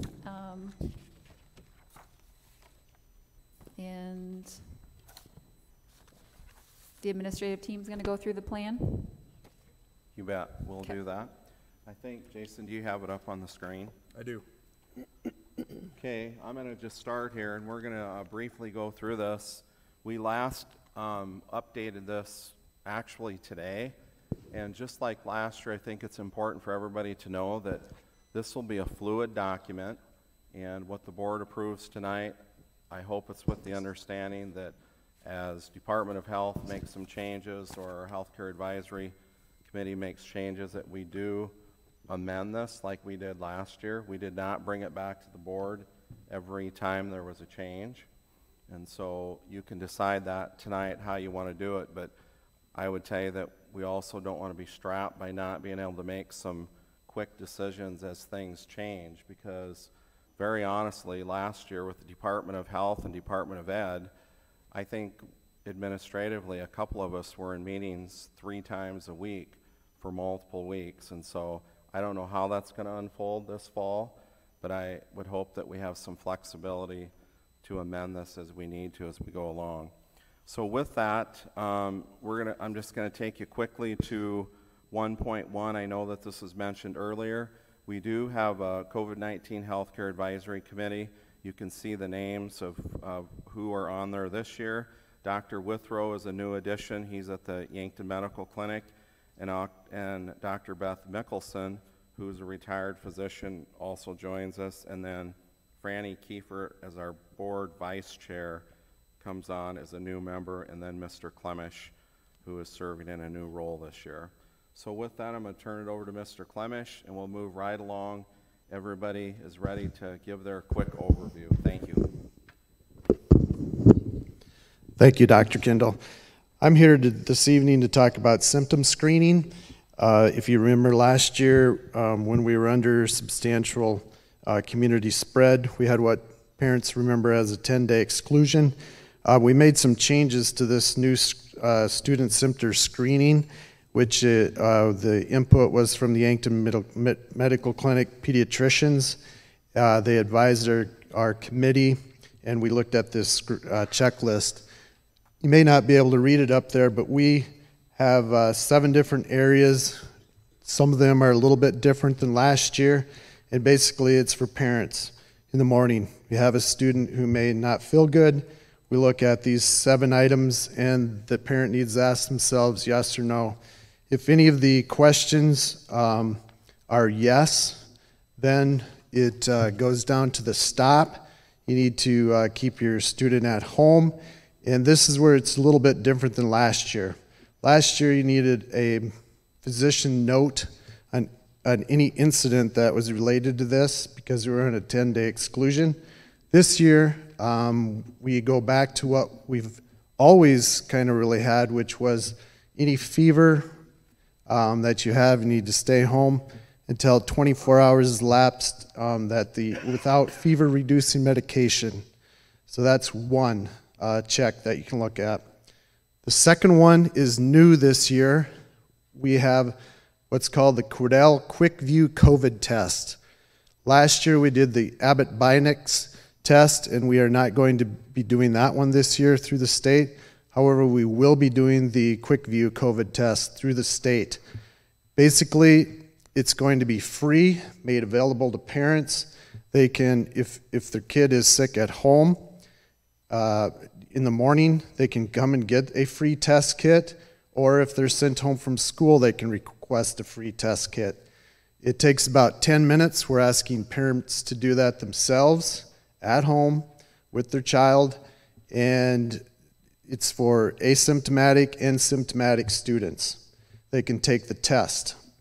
If they have a negative for COVID on the first test, they're asked to take a second test 24 hours later. If that is negative, students can return back to school if they are symptom-free.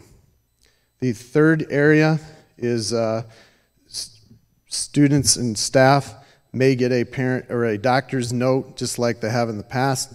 Let's say you have an allergy, have allergies, go to the doctor and they say that this is something that's happens a lot, or it's a symptom that your student's experiencing, they can come back to school. We are considered in moderate community transmission at this point, so if we would go to a different level, we would reconsider and look at this depending on guidance from the South Dakota Department of Health. So that is pretty much all we need to know at this point about symptom screening. Would you like me to go to close contacts, Dr. Kendall? Yeah, you could see if there are any questions regarding that chart, because there's quite a bit that changed from last year. Right. Any questions from the board? All right, close contacts. The South Dakota Department of Health will be contact tracing this year. They worked in cooperation with the schools last year. We met with DOH on a webinar with administrators a week ago, and we've had many phone calls since updating our close contact policy. I can reiterate it, I can't say that enough. Department of Health will be doing the contact tracing. And anytime that the Department of Health contacts a parent or a family with close contacts, they will go over with you if it's a 7 or a 10-day or a 14-day quarantine based on the information that they have. One of the big differences over last year is that anyone who has been fully vaccinated, and there's an explanation of what that, definition of what that means, or if somebody has had COVID-19 illness within the previous 3 months and has recovered and don't have symptoms, they do not have to stay at home. However, if you are fully vaccinated, are a close contact, the DOA does recommend that you get tested in 3 to 5 days after the contact, and you wear a mask indoors for 14 days, or if you have a negative test, that can cease. If at any time you experience symptoms, we're recommending that you see a healthcare provider to get a good test for COVID-19. Any questions about close contacts? So a lot like last year, however, if you're fully vaccinated, that can make a difference. No questions? Okay, and finally, 1.4, suspected and confirmed cases.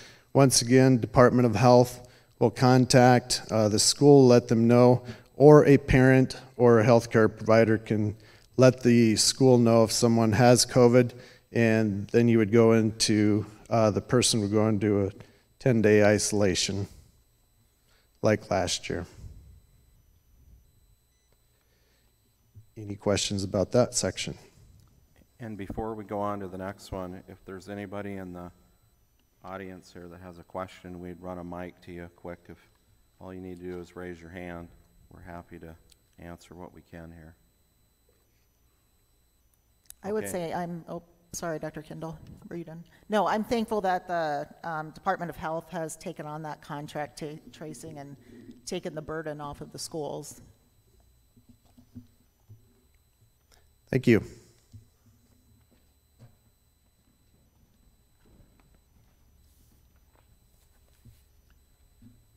Good evening, Kerry Mitzel from Beadle School, and I'm just going to speak on behalf of our elementary schools and some of the mitigation efforts that we will continue to do and that we'll be doing this year. We know that it's critical that our teachers and adult staff are modeling good hygiene practices and also giving students the time and knowledge to wash their hands, use sanitizer, because without them allowing for that time, our kids aren't going to get to the bathroom to do those things. We're going to have hand sanitizer at all the entrances of the building. We will have students do hand hygiene before lunch, before and after recess. Last year and continue into this year as kids go into special classrooms, whether it be the music room or the PE room, have them sanitize on the way in and on the way out, because there are some of those shared materials, and if they're doing that, we think that that will help with the spread of any viruses. We will continue to teach kids about not touching their eyes, nose, and mouth. We will reinforce proper hand washing with our students, giving them, again, the amount of time, teaching them to watch for 20 seconds. We have allowed water bottles in our buildings, and we're going to continue to encourage that students bring their own water bottles, so we're not using the shared sinks. We will have gloves available for our food and nutrition services, and when we're handing out milks, our teachers will have those. We will continue to have PPE available for our staff, our students, hand sanitizer available throughout the day. When we are sharing devices or sharing manipulatives, we will look to clean those before and after use to the extent possible. And in our classrooms, we'll continue to social distance the best that we can. And the best that we can is not always 6 feet in between kids. Sometimes it's 3 feet, and giving them the amount of space that we can allow for in a classroom. One of the other things that we did last year, and we'll continue to do this year, when our students are using technology that whether it's a Chromebook or an iPad, our Chromebooks have been numbered so they can be more of a situation where that same student is always using Chromebook number 22 to eliminate that shared device. In the event that we are using an iPad with several different kids, we have UV wands that can help clean those, because we can't spray the cleaning surface or the cleaning material on there. We also worked on cohorts last year, so when students traveled to PE, music, lunch, they were numbered, and that meant if they were a close contact of somebody that maybe was diagnosed with COVID, we would be able to maybe have less of a spread if we have the same kids around in that numbered order as they travel throughout the building. Questions from the board?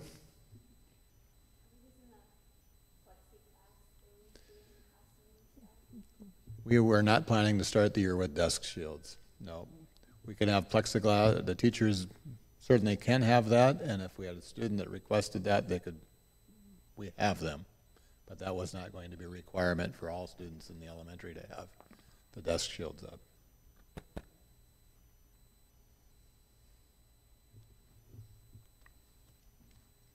Okay, I have section 1.6, which... I'm still talking. Oh, sorry, go ahead. 1.5, Jason, sorry. We're gonna go, because then I'll do middle school and then, yeah. Apologies. That's all right. Good evening. So I'm just gonna rebuttal a little bit pretty much of what Mr. Mitchell was saying about what they were doing in the elementaries. Middle school is very similar to kind of what he was talking about.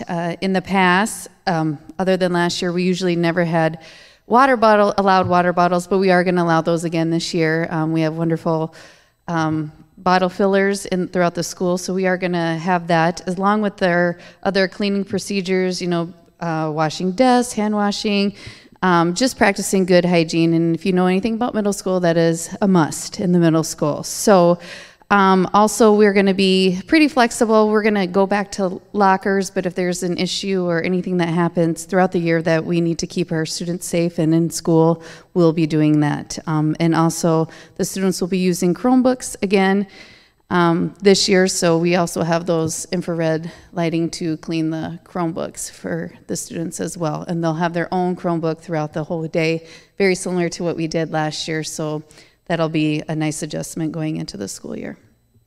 Anything else for the middle school? Okay, thank you. Hello, Mr. Drachik at the high school. I just wanted to reemphasize a lot of these things that Mr. Mitzel and Dr. Olson talked about will be the same mitigation strategies that we'll be using. I think that's one of the most important keys for us to do as administrators, and the things that we've talked about as well, that's an important key for us to do what we want to do and have kids in school. And we're going to continue to do those things. And it's just because it's on the list today or not on the list doesn't mean that we can't put it on the list if there's something that comes up that we may need to do going forward. So I think at the high school level too, we've talked about the water bottles. I think that's a great asset for the kids. our device sharing. That will be very, very limited at the high school. And then, you know, we're going to talk a little bit about backpacks and when those are appropriate and when they may not be, so forth as well as we get ready for the school year. So the mitigation part of this for our staff, for our admin team, for our all faculty, our custodians are a very important part of that. That is key, and I think that's something that we just have to continue to make sure that we're following with those, with these guidelines here. Thank you. I was just so excited to talk about the buildings. Section 1.6 is maintain healthy facilities and some of the mitigation strategies we're going to be using and cleaning procedures. So one of those primary areas is working with air circulation. We've contracted with Johnson Controls, who is our air quality HVAC experts in the school, and we've got a contract in place to help them, or they're helping us control our temperature and our air exchange systems, as well as cleaning and disinfecting our unit systems so that we're passing clean air through the HVAC. Also, cleaning practices for custodians, working and focusing on cleaning for health with the emphasis on disinfecting surfaces, making sure that we're using those areas to address the highly touched areas and making sure that we're cleaning, not just trying to spray a bunch of chemical on there. And then lastly, equipping our employees with their own workspace cleaning products so that they can help address those highly touched areas. Because we can't be everywhere at once, but everybody doing their part will certainly be part of the effort that we started last year and will continue. Okay. Nicole Valnes, Curriculum Director. I'm going to start us off on Section 2, which is about academics with our Return to School plan.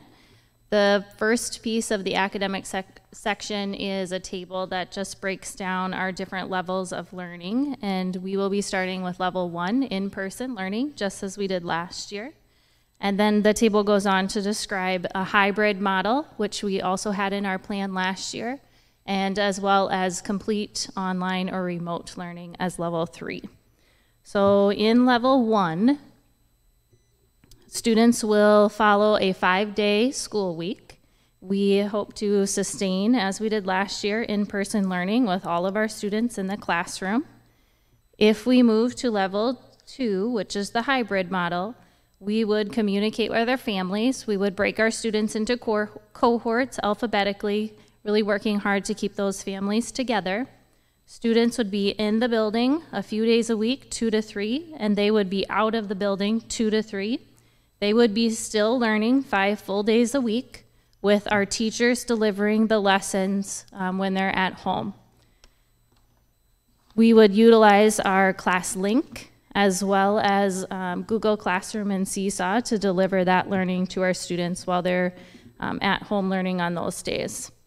If we were to transition to level 3, which would be all students remote learning, we would close down the schools to our students, and all students would participate in e-learning. And then again, our teachers would be teaching those lessons, and we would utilize our ClassLink, Google Classroom, and Seesaw. All of those transitions from level 1 to 2 or level 1 to 3 or 2 to 3 would be communicated by the district to families as soon as possible, and we would be utilizing our messenger system.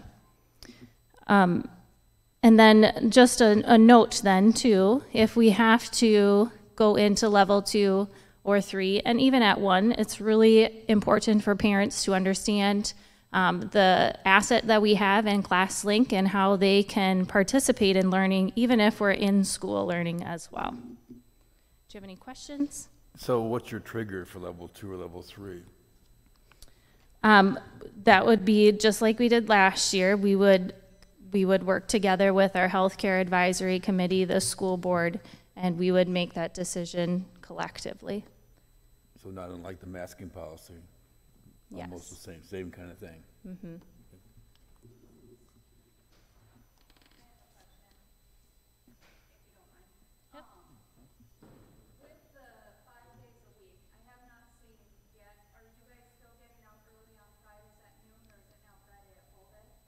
We are starting school on August 23rd, with 5 days a week, a full schedule like typical. Any other questions? Just to reiterate from Ms. Velnez as well, our goal, you know, these plans that you're seeing right here for our academics, these are the what ifs. We want to present these out so that it is public, so that we know this is where we can and what. We're not planning to do any of these because we all feel, each and every one of us feel that it's best to have our children in school each and every day. If we get to the point somewhere down the road where we have to make decisions, we want to be prepared, and we want our parents to be prepared. So that's going to be important, and that's why we're showing this to you tonight for our incoming school year. So with that as well, if there's, you know, there's parents out there that have different opinions, there's parents that have that want to do some different things. If you have questions, I would encourage you to contact your building principal, and we'll walk through things with you with what's the best, with what meets the best needs for you and your family individually. But call your building principal. That's what we're asking you to do with any of those questions that you may have, whether it's regarding to an online learning to start the year or in person or those things. Please call us. We will help you out the best that we're able to and to help you with those questions. Yes.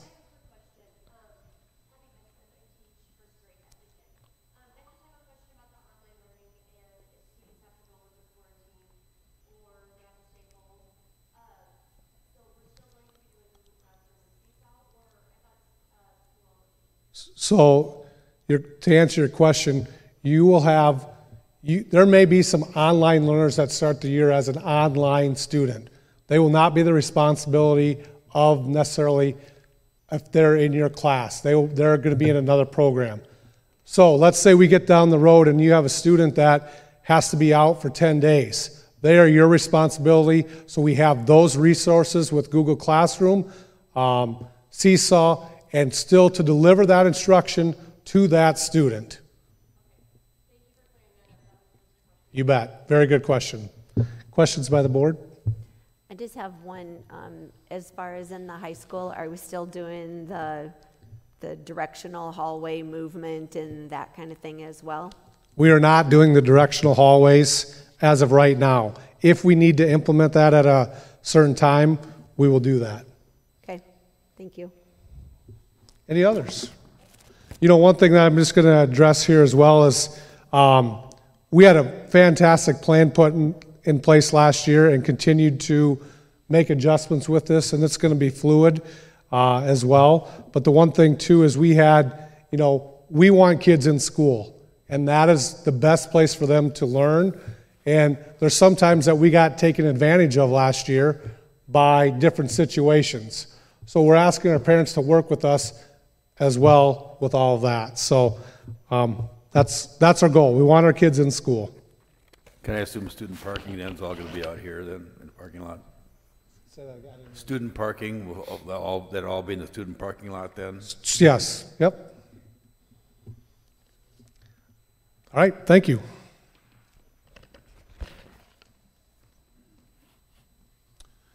Good evening. I'll talk a little bit about 2.2, which is our volunteers and visitors.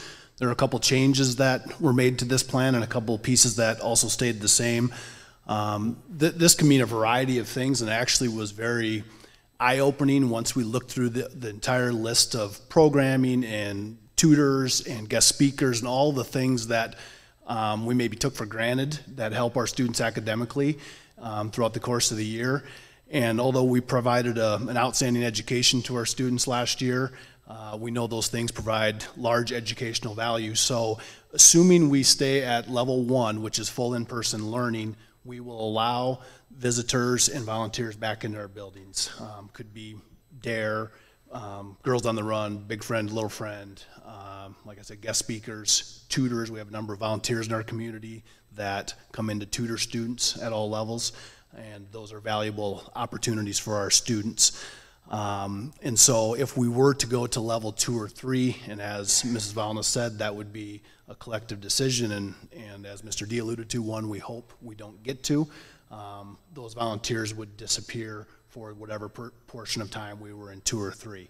Assuming we're in level 1, we will allow those volunteers and visitors into our buildings. The pieces that stayed the same are we're going to keep our visitors outside of our breakfast, lunch areas to make sure we're not bringing things into those areas, as well as our drop-off, especially at the elementaries. You know, periodically in previous years, pre-COVID, we would have parents or someone dropping them off, take them all the way to the classroom or inside the classroom, and that will still not be allowed. One point I would like to clarify, just so everyone's on the same page, this is not rentals or any other piece of that component. This is strictly volunteers and visitors that support our academic programming and our academic curriculum. With that, I would entertain questions. Thank you. And just to clarify on the rental piece, and Jason, you can jump in here too, that's decided by a committee made up of city and school staff, and that has not been determined yet. Is that correct? That's correct. We've got that on the side burner until some of the other decisions are made. But at this point, we have rentals on hold through Labor Day until we can evaluate and get the school year up and going and making sure that, you know, everything is safe to proceed going forward.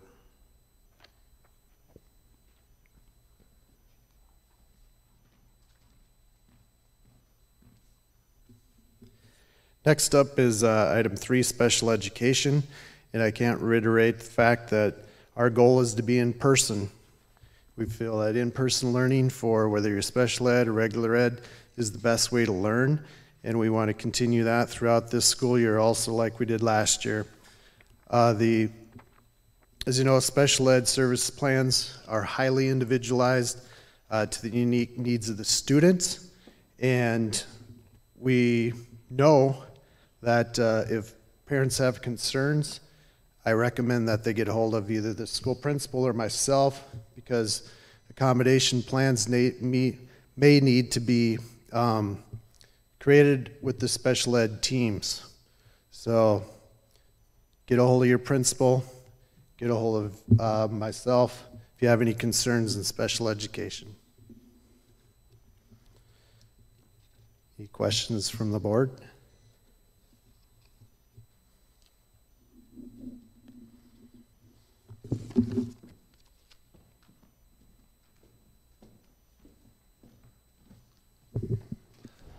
Okay, so the section I'm going to talk about is the mental wellness for our students and our staff.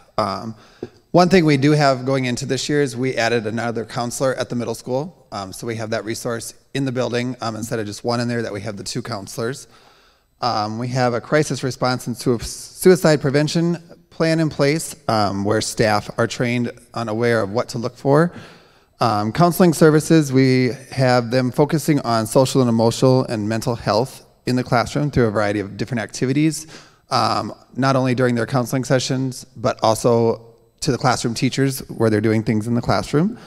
There's also the Mental Health Service 605 Strong program in place, which was created by partnership with the South Dakota Department of Social Services, Department of Health, and Lutheran Social Services. It's a free resource offering listening and support to school district employees, children, families, anyone that has stress and anxiety. Great resource out there. There's more information for that on the website 605 Strong. I'm also going to kind of just touch base on a couple things with employee assistance. Through Avira, we have where they can get up to 5 private confidential counseling sessions as a staff member in place for them, in addition to all the other counseling services we're providing in the school system. Do you guys have any questions for me?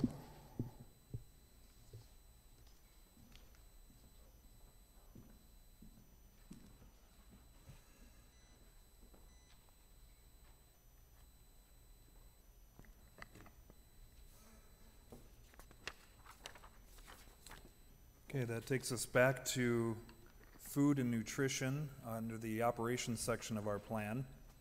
And the athletics activities will be another agenda item here shortly. So food and nutrition, we are set up this year again with the universal free meals, which is a fantastic benefit for our families. So the lunches and breakfast will be free this school year. And part of our mitigation strategies within the food service operation, we're going to be trying to maximize space and allow for social distancing, much limitations, much like the classrooms, but we'll do the best we can with the spaces that we have. Also encouraging and promoting student hand washing prior to meals. Sanitation stations will be available in the schools, and employees are going to follow all the safe and health and safety protocols that are set up as they would normally in a normal situation, but just extra emphasis making sure that we're sanitizing, wearing gloves, and all those sorts of things. Elementary and middle school students will use a check-off rostering system, and high schools will use their meal ID cards, trying to minimize touch points. And as far as food preparation and delivery, disposable and prepackaged items will be utilized, much like we did last year, and also continuation of the grab-and-go meals as we did last year as well. So that's what we have in place for food service operations. And I'll pause there if any of the board have any questions on food service. We also have Sandy Kramer here that could help us answer anything specific. Okay, hearing none. Transportation. So transportation will look a lot like it did last year. We have put a renewed emphasis on only eligible riders that are registered for bus service to be able to ride our school buses. We have fully implemented our scan pass system, so those students that are registered will have a pass issued to them the first week of school. And we'll continue to offer our special needs bus routes, our in-town busing, and all the same stops that we utilized last year. And anybody that resides outside of city limits is eligible for the bus service, as we've done in the past. Other mitigations on the buses, cleaning and disinfecting strategies, we have our drivers assisting with that, and if available, the prison labor is also an option that we've discussed, and as soon as that becomes an option, we will put them to good use as well. Hand sanitizer on buses, we have gone through this year and made sure that we have air filtration systems installed on our buses, and we'll continue to utilize roofs and window vents open for better air circulation as long as the weather is permitting us to do that. So that's what we have in place for our busing. And with that, I think that takes us through, as Cody already covered, some of the workforce management. So unless the board has questions for any of us, I would turn it back over to Dr. Sternquist. So that is just a discussion item, so we will move on to the American Rescue Plan. And Nicole's going to present.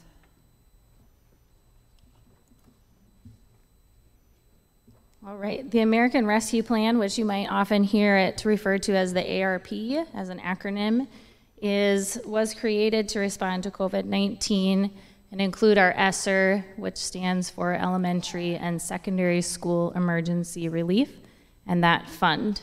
So this plan includes responding to students' social, emotional, mental health, and academic needs, as well as continuing to maintain a safe and healthy environment for students and staff. So our ARP plan, which is located on the district website, outlines the district's use of these funds. And this is as well in draft form and will be reevaluated and adjusted throughout the school year. So first, the Yankton School District will continue to ensure a safe and healthy learning environment for our students and staff. Our prevention and mitigation strategies will be focused on maintaining access to personal protective equipment, or PPE, having additional nurses to support our students, staff, and families, and maintaining air quality with our HVAC systems.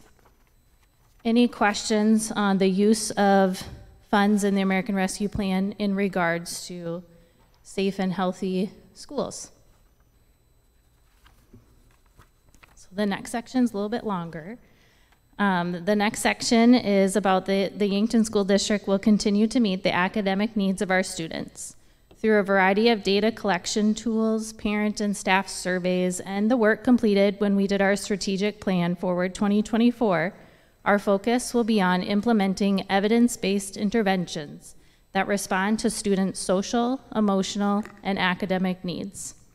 To meet students' needs, we will require appropriate software, technology, and resources to accelerate learning outcomes, as well as additional staff to support students on their learning path.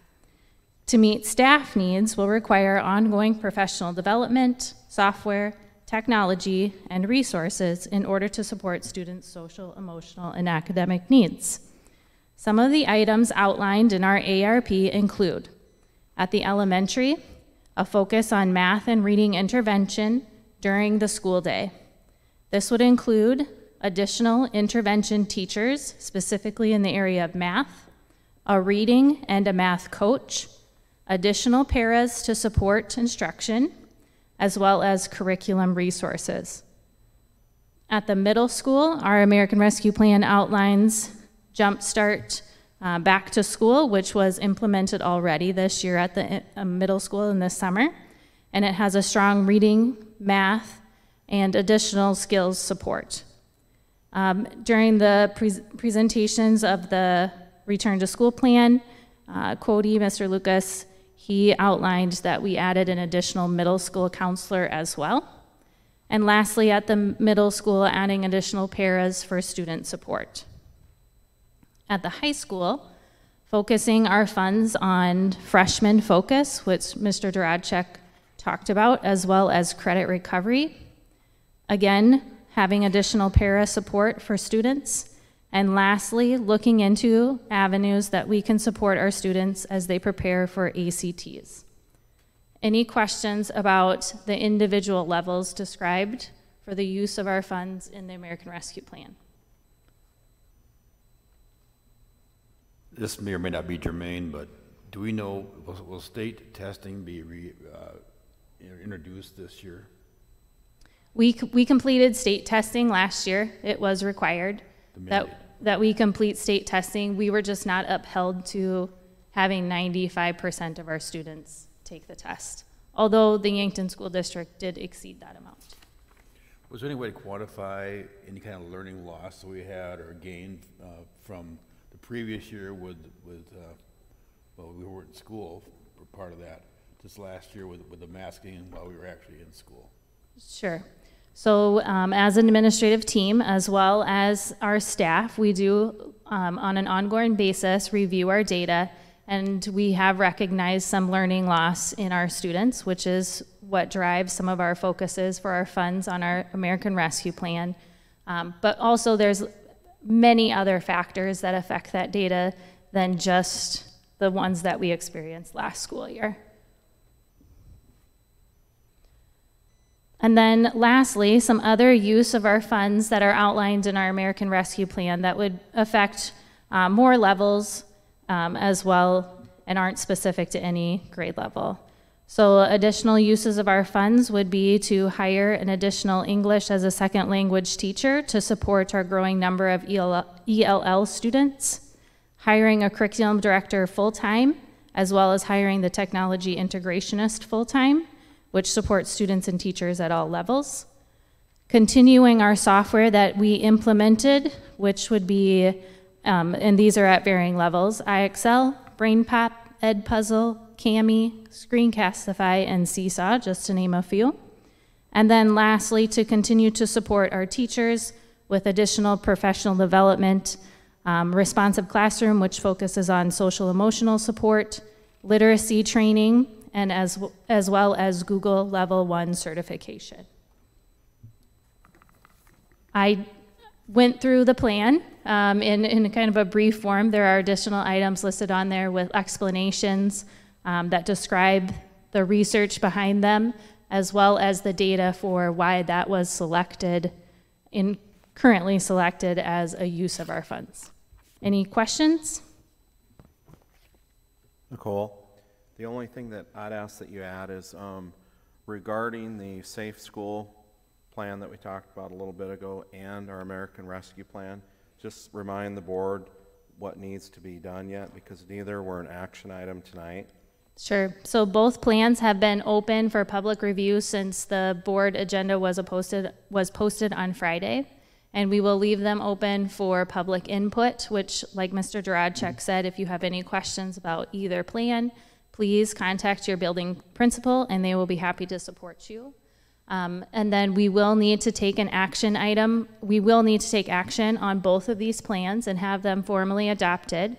We do have to submit our plans to the state by August 20th. So if the public has comment that they would like to add or ask questions, they need to do so within the next week or so. We need to do that relatively quickly because we have to follow our state mandated August 20th submission date that both plans were adopted by our school board. And then our plans are, according to the Department of Ed, our plans need to be reviewed with action items at our board meetings in December, as well as, I might misspeak here, in a spring board meeting, December and another board meeting. So it'll take a special board meeting for us to approve that? So yes, we will have to take a special board meeting to approve it. We could not approve it yet because we needed, it was a requirement to hold them open for public comment and to present them. But then in subsequent board meetings, we can take action on them at that meeting to continue to approve or make draft revisions. Any further questions? Do we have a special school board meeting set then to approve that? We do not. We'll need to do that. So we need to approve it by when? They have to be submitted to the DOE August 20th. So we have to approve it before then? Yes. Do we have to allow any certain, you said a week? There was not a specific time frame that we needed to hold it open for public input. I'd propose we have a special school board meeting in 1 week on the 16th.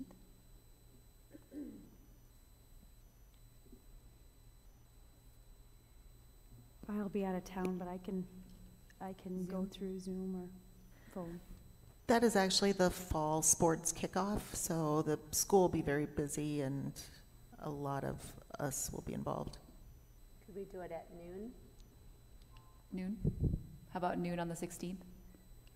Okay, we'll plan for a special school board meeting to take action on the American Rescue Plan. Board meeting on the 16th at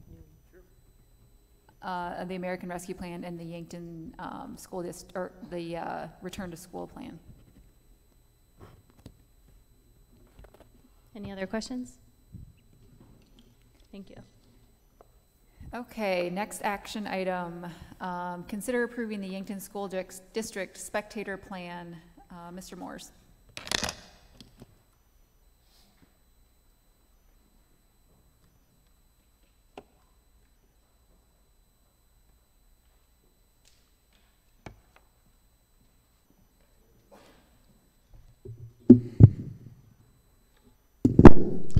Good evening, everyone. I am Mr. Moores, the Activities Director here in the Yankton School District. So board members, as you all recall, last school year, we had a couple different spectator plans that we put into place. We put a plan in place last fall that restricted spectators. It required vouchers for people to get into our contests, both indoors and outdoors. Obviously, we had mask mandates last year involved with those spectator limitations. We sold activity passes last year. However, we reminded everybody when we sold those that they would be non-refundable in the event that activities would be canceled. So we need to discuss a lot of those same things that we did last year because the board approved those. So in order for us to change our spectator policy to something much different, we need board approval on that again tonight to go the other direction. So I'd like to share with you just a few of the notes that I have here about our spectator policy from last year, where we were and where I would recommend that we get to. So as you recall, I mentioned we had vouchers for all of our activities. We adjusted those in the winter. We actually tightened those up even more so than the fall because all of our activities were indoors for the winter. We did not allow our senior citizens to attend games last year without a special voucher. As you all are aware, we have a senior citizen golden pass that allows anyone 65 or older to attend our events without having to pay for them. Last year, we did not allow those folks into our events without a special voucher. One thing we did last year that I am going to propose that we carry over to this year, because not everything that came out of COVID was a bad idea. We stopped using the Summit Center entrance to get into events at Yankton High School. We actually found that that was a good thing. That was one less spot where we needed to have a ticket seller. That was one less spot where kids were actively moving between the indoors and the outdoors, or between the auxiliary gym and the main gym. And part of that too last year was the auxiliary gym was closed because the Summit Center at that point in time was not open for people to visit or to go over there and play, if you want to use that word for it. So in other words, we would like to keep that access point closed and continue to use the entrance that's by my office and the entrance that's in the activities parking lot. So we'd use those two doors versus 3. So that's one of the recommendations that we're going to move forward with. And a few things too that I'd like to share with everybody. Obviously, attending school is the law. It's mandatory that everybody goes to school. Attending activities are optional. People do not have to attend activities. When you attend an activity, whether it's in the gym, here in the theater, or obviously outside at Crane Youngworth or at any of our other facilities, you can certainly pick where you want to sit, and you can space yourself out accordingly. And if you want to, you can pick who you sit by. Like in a classroom, you can't necessarily always do that with seating arrangements. People are welcome to obviously show up now at our activities with a mask, but it won't be mandated based upon our policy that was passed here earlier this evening. There is plenty of room in our gym to spread out. We only have 2 indoor activities for the fall that are on the sports side. That is volleyball and cheer and dance. You've been to a volleyball game, there's plenty of room to sit in the gym. Cheer and dance does bring in more people, but one mitigation that we've talked about for cheer and dance is to have the spectators sit on both sides of the gym. In the past, we've always used one side, and one half of the gym, the cheer team would perform for obviously the audience on the north side, and the other half of the gym, they'd perform for the people on the same side. Well, what we can do to mitigate, spread the people out in the main gym a little bit, is just have the dance team perform facing one direction and the cheer teams perform facing the other directions, and that'll allow us to use more of the seating area in the gym to spread people out some more. And when we get to the concert season, which we don't have any concerts scheduled yet because those are usually a ways off into the school year, what we did last year worked well. Obviously, we used the vouchers. We wouldn't plan to use vouchers for concerts either. But what we can do, if we deem it necessary, is we can split the concert groups up into smaller sections and have them perform multiple smaller concerts, if that makes sense to you, rather than one large concert, which reduces the number of people in the theater at one time.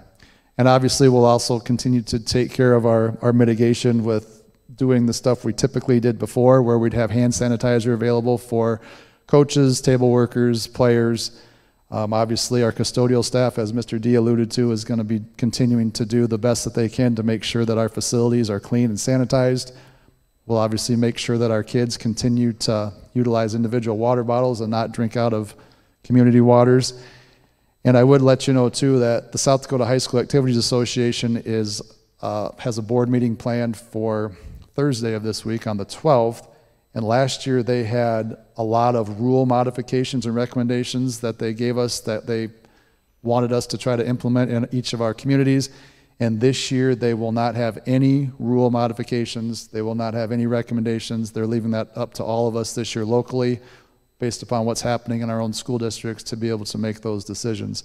And as you recall, also last year, when we implemented the Spectator Plan for the fall, and then we re-implemented it a little bit differently for the winter, the board, you guys gave us the latitude to be able to change that at any point in time if we needed to, kind of like Terry said, to be nimble and react to our situation. So my recommendation then obviously is that we start the school year with no spectator limitations. We don't require vouchers. We allow everyone to attend our contest that wants to, and we do not mandate them to wear masks. And we would need a motion on that and action, because we need to get out of where we were to move forward to what I'm recommending.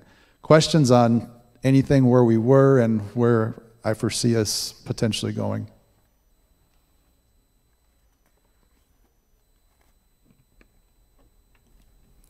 This is an action item, so I'll entertain a motion. I move we approve the Yankton School District's Spectator Plan as presented. I think we need to make a motion to get rid of the plan. I would essentially say that what I'm proposing here is we are going to return for our activities back to a pre-COVID state of activities where people could freely show up without vouchers, without masks, and we would not limit the number of spectators who could come into our indoor facilities and our outdoor facilities. So yeah, I would say we want to remove what we had, I think, from before and maybe return to normalcy. Can we make a motion to start the school year without a spectator plan? That would be my recommendation, yes. Okay, does that, I don't want to put words in your mouth, Terry, but. No, but go ahead. Okay, I'll make a motion to start the 2021-2022 school year without a spectator plan. Do I have a second? Second. Roll, or is there any discussion? Roll call, Jason? Kiefer? Yes. Greenaway? Yes. Crandall? Yes. Sarda? Yes. Sternquist? Yes. Our next item is group health insurance plan. Jason, were you going to talk about this? Yes, I can take that one for you. So the last item on the agenda tonight is to approve the stop-loss reinsurance renewal. The Personnel Committee met with Silverstone as our advisors about a week ago and reviewed all the financials and projections for the health plan, as well as an overview of the plan designs and all of the particulars of the executive management. And so hearing what we have in front of us, or what Silverstone's projecting for claims, we believe our best course of action at this time is to stay the course with our renewals as is, with Silverstone as our advisors and with Wellmark as our third-party reinsurance and our third-party processor. So they're proposing an 11% increase on the reinsurance and a 3% on the administration fee for the upcoming year starting October 1st. So the Personnel Committee is in agreement and recommends both renewals as presented. Does anybody have any questions for Jason? This is an action item, so I'll entertain a motion. I'll make a motion to approve the specific stop-loss reinsurance premium of $139.36 per employee per month and a third-party administrative service fee renewal of $61.83. Second. I have a second. Roll call, Jason, or any discussion, sorry. Roll call. Kiefer? Yes. Greenaway? Yes. Sarda? Yes. Crandall? Sternquist? Yes. And what I've been looking forward to all night, last item is adjournment. Do I have a motion? Move we So adjourn. moved. Second. Roll call. Kiefer? Yes. Crandall? Yes. Sarda? Yes. Greenaway? Yes. And Sternquist? Yes.